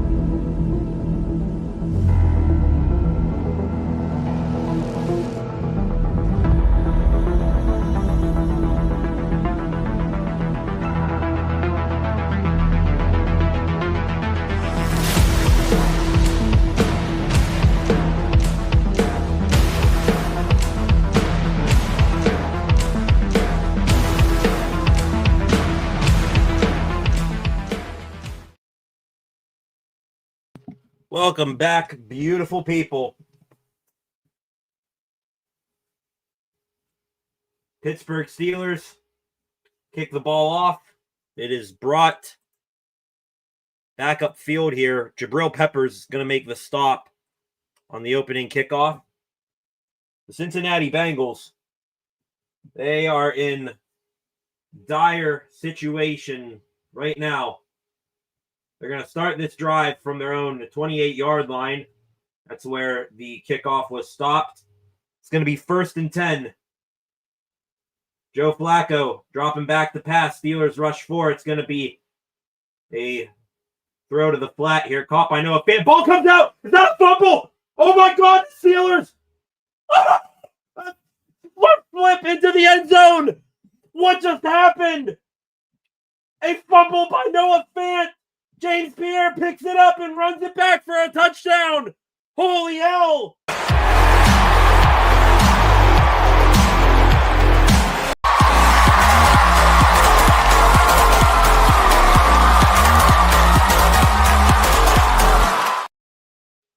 Oh my goodness. Brandon Echols going up to tackle Noah Fant, rips the ball out before he hits the ground. James Pierre, before the ball goes out of bounds, picks it up, stays in bounds, runs it down the sideline, and front flips into the end zone for the touchdown. Extra point from Boswell is good. That is 2 touchdowns in about 10 seconds for the Pittsburgh Steelers. It is now 34-12. What was that? Holy hell. Let's go here to the comments section. What? Pierre Island, Echols. Like I said, defense needs to win the game. Jaeger called it earlier. Another huge play for this defense, and it comes from the unlikeliest of sources. Antonio Brown-esque front flip into the end zone from James Pierre. Didn't stick the landing like AB, but impressive nonetheless. Noah Fant, a big fumble. And the Steelers defense, their 2nd touchdown of the game. That is now the first time since week 2 in 2023 that the Steelers have had 2 defensive touchdowns in a game. Completely unexpected. Was not expecting a fumble on the first play of the Bengals. Got to go down and score a drive. I think that all but seals it now. 3:22, a lot of football still, but wow. I don't even know if they played Renegade or not. If they did, that song has powers. Wow, what a play there from Eccles. Pierre, the scoop and score, and the Steelers defense again with a big play. Shout out to my dad. $10 contribution. 3:22 now left in this game. Flacco with a let's go. Pierre Island and Brandon Eccles. I think you could say the 2 top corners on the Steelers right now making a big play. Let's try this again now. Pass short over the middle here to Tanner Hudson. It's going to be caught at about 7 yards. It's going to be 2nd and 3 now for Cincinnati. 3:05 now left here in this football game.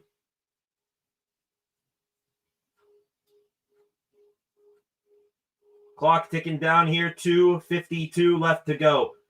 Going to be a handoff here for Chase Brown. He's going to get, I think, all that he needed there for a first down, 3 yards. The Bengals here, not too much urgency here in their offense here.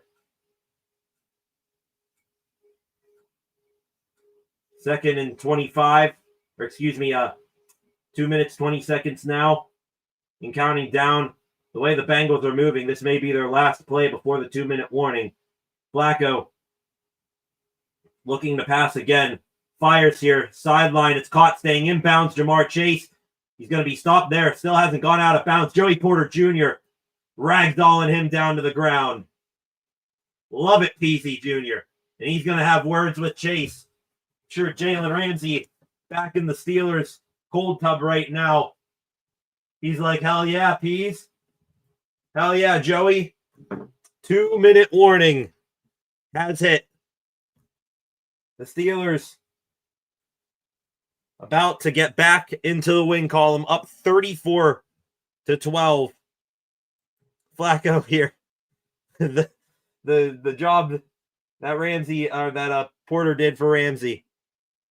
Love that from JPJ. Physical all out brawl. Do it for Ramsey. That's what he did there. Sure, not many players on this secondary in general like Jalen Ramsey. Jaeger in the comment section saying my dad away for another win. Saying he might just move. No, we'll talk about it. Not just kidding. Some other comments here. Shout out Concepts and Jaeger again. Thank you, Brady. Awesome coverage on the live streams. Get emotional during these games. Appreciate you being accepting and respectful. Sorry for my frustration. It's all right, Concepts. I love the energy and the disdain you have for every single zebra in the world. Keeps me entertained here. Another great job calling the game. Thank you, Jaeger. I am honestly so shocked that I have this good of a voice right now. Just to recap everything we've done, I still got the graphic right here from this past week. 3 live streams during the week. 2 on Monday and Tuesday. 1 on Thursday.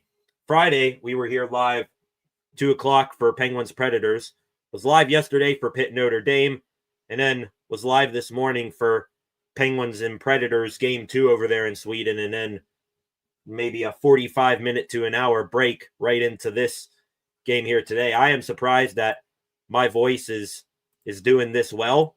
And as I say that, I'll probably wind up losing it as soon as we log off here. We'll see how much of a voice I have for tomorrow's live stream or when we recap this game and everything else that has gone on over the weekend. But quite shocked that the old voice box is doing this well. Flacco here, no F the refs, go doo-doo Browns. What else is going on right now? We have any other AFC North teams in action right now? The Browns and Ravens. Oh, yeah, they come up here next, 425. Yeah, go Browns. They can spoil that party there. Wouldn't mind that. Be competent for once. They're Cleveland. All right, back here. Live again. Passing again, Flacco. Over towards the sideline here. It's caught by Tanner Hudson. And that's another gain of somewhere between 7 to 9 yards. Now make it 2nd and 1. Clock still rolling down here. 1:40 left to go. Bengals, the most lethargic up-tempo offense. I don't even think Jamar Chase even out there. It might be him top of the screen there, actually. Flacco, back to pass again.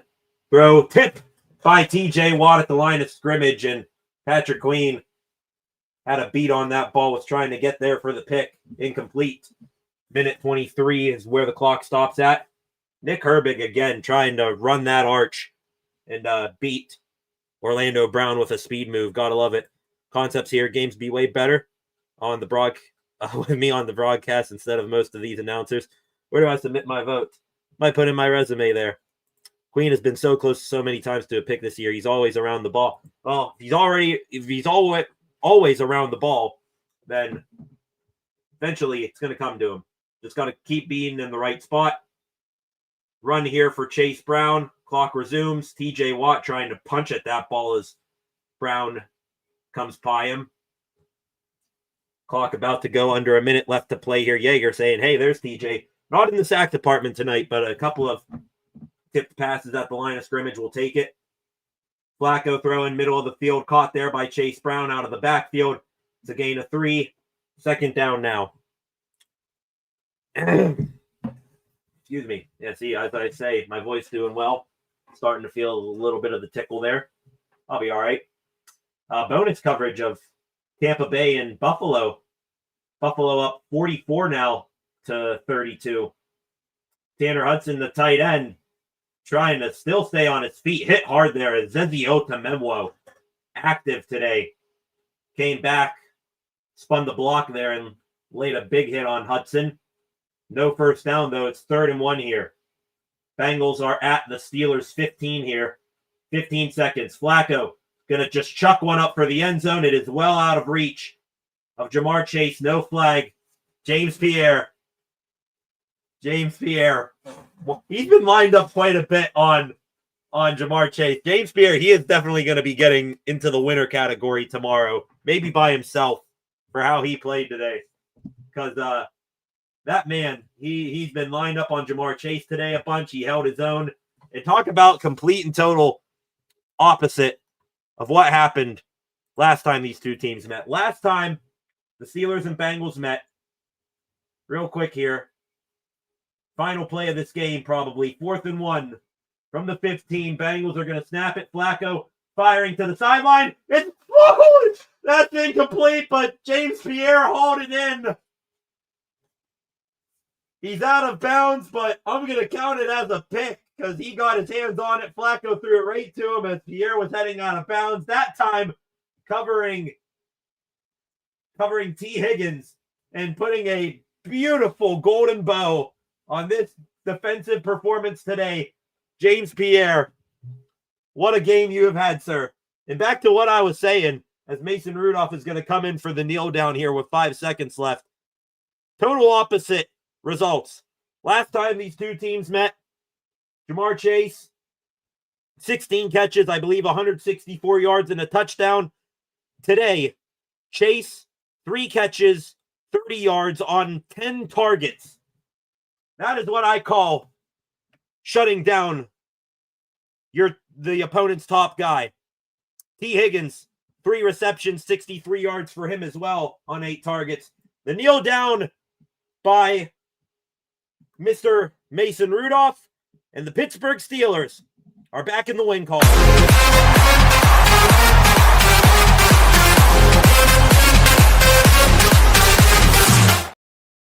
There is the final score, 34-12, a whooping that the Steelers put on the Bengals. Didn't look like that for most of the first half. In the second half, the defense looking like a $160 million defense. 2 defensive touchdowns, a pick 6 off of Flacco, the other a scoop and score. And the Steelers, a get-right game for the defense, a revenge game for the defense. The offense, they were looking okay, I will say, under Aaron Rodgers. We still have not seen anything on him. That'll probably be the other big story heading into tomorrow. Let me take one more look here before we log off for the night. So last we knew was that Rodgers was questionable. He did not return, and by the time the game reached the fourth quarter, you kind of figured he was not going to come back. So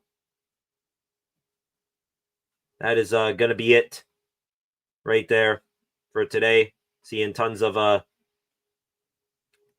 more videos of Jalen Ramsey and Jamar Chase getting into it. Yeager here. No wonder why Jamar Chase was picked. 10 targets, just 3 receptions for 30 yards. And it was the unlikeliest of heroes. James Pierre, Brandon Echols, Joey Porter Jr. Imagine you're a Steeler fan and you are told about, right before the season begins, you go up to a Steeler fan and you tell them, all right, going to give you a forecast of your matchup against the Bengals here. The first time you play the Bengals, you're going to have Jalen Ramsey, Darius Slay, and Joey Porter Jr. get absolutely torched. And I mean like burnt toast that you just keep pushing that button on the toaster down over and over again by Jamar Chase for 16 catches and over 160 yards. And then the second go around, you're going to have James Pierre and Brandon Echols shut him down. That is the most insane thought that you could tell a Steeler before the season if you were to go back in time. Ramsey, Slay, Porter. Well, Porter in game 1, no answer for Chase. Put James Pierre and Brandon Echols out there. They'll get the job done. What a job today by the Steelers defense. Proud of them. Mason Rudolph did well in relief of Aaron Rodgers. Like I said, no update on Rodgers. Maybe we'll get one from Mike Tomlin in the post-game press conference. And we'll come back tomorrow. Hopefully Rodgers' injury not serious, but if it does require him missing some times, this is what you went out in the offseason and got Mason Rudolph for, to come in situations like that, get you a win in relief.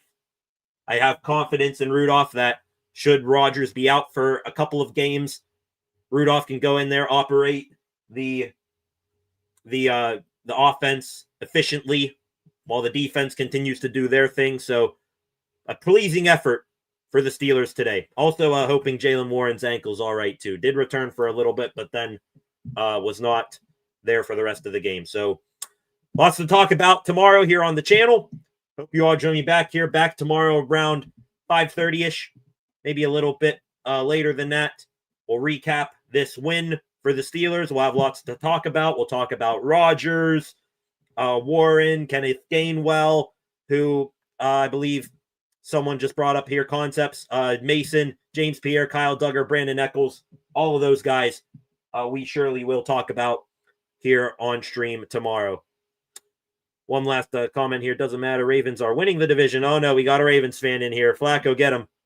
Get him, Flacco. Steelers still have the Ravens twice, Bills, Lions. There's 3 of 4 losses, maybe all 4. And the Bears is a toss-up because they're not that good. Well, we'll see how that works out next week, Steelers, Bears. So make sure your Ravens stay afloat there. Don't lose to the Browns today. Don't come in here talking all that, and then Cleveland shows you up here today. So make sure you keep that energy up if something else happens there.